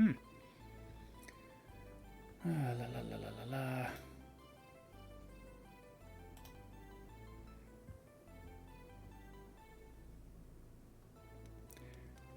Do. Excellent. I'm gonna take that as a mark of popularity or something.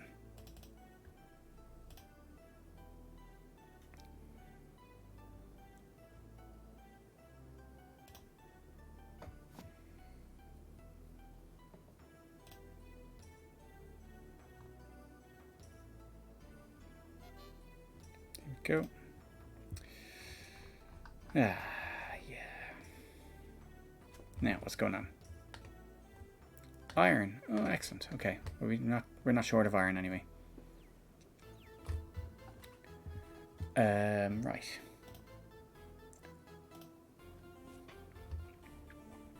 But anyways, right. So here's our woodcutter now. We're starting to. What the hell? Oh, sorry.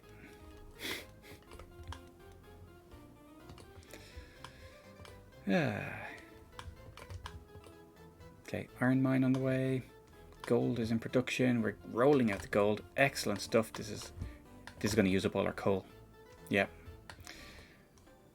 Oh, we don't have enough coal. Oh no! The mine's empty. How did that happen? That was such a big...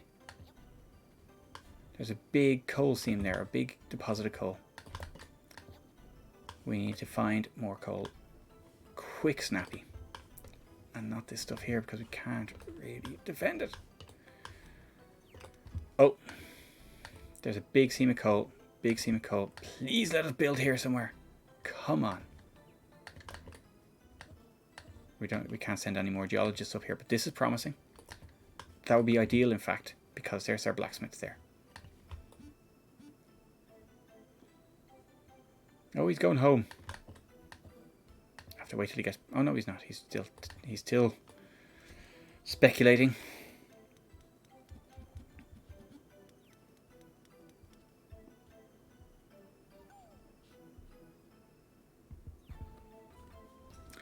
Iron.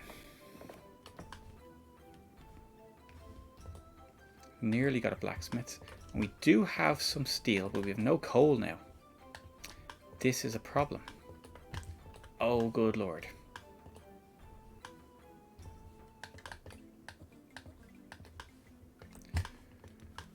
I feel somewhere around here, maybe.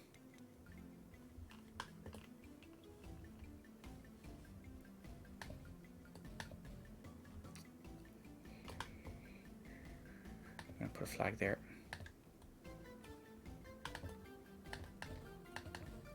Oh, my geologists are busy, and I've no more hammers because I've no more wood.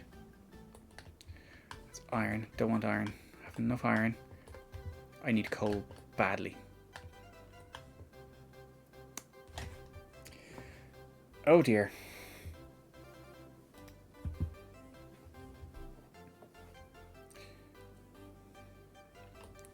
Okay, I think I'm going to call a halt to it there for now, because we know what we're doing a little bit more. Oh yeah, that blacksmith will be finished there, but we can't do anything without coal, so we need to find more coal, and this is promising. I'm hoping for a decent deposit around here that will feed straight into the blacksmiths. So, okay, we'll finish up. Let's save that.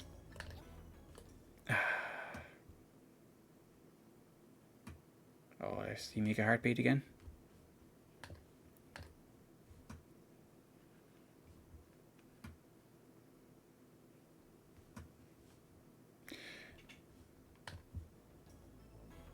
And yeah, let's leave it at that. Okay, so we're going to raid someone. We've got a couple of people. It'll be fine. So let's see. We've got Tins93 playing Project Zomboid, or Kiffer Geo playing XCOM Apocalypse. Any thoughts? Anyone who's watching? Do you care? Any preferences? So Kiffer's been playing through a lot of RPGs and a lot of that kind of stuff, a lot of the retro stuff. He's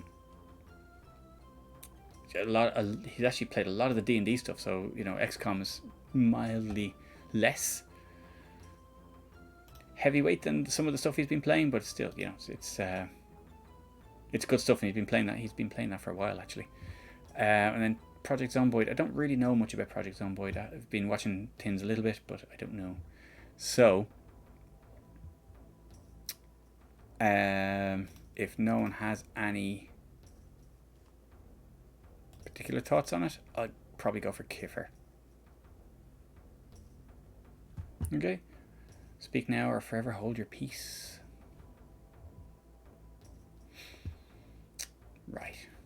Um,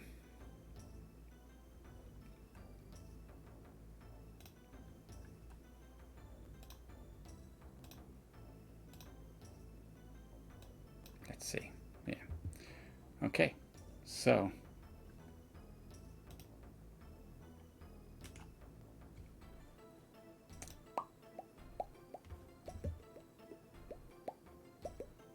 Right. Okay. Let's raid Kipper. And where's my button here? Doohickey. Raid.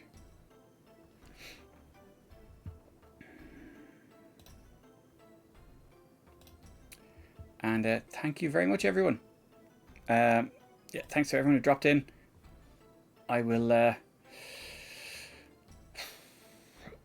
be streaming at some other point, I'm sure, in the not too distant future. But yeah, thanks very much for joining me. And I know it was like short notice and completely unplanned, and probably quite a slow stream, but it was fun. But look, good night, and take care of yourselves.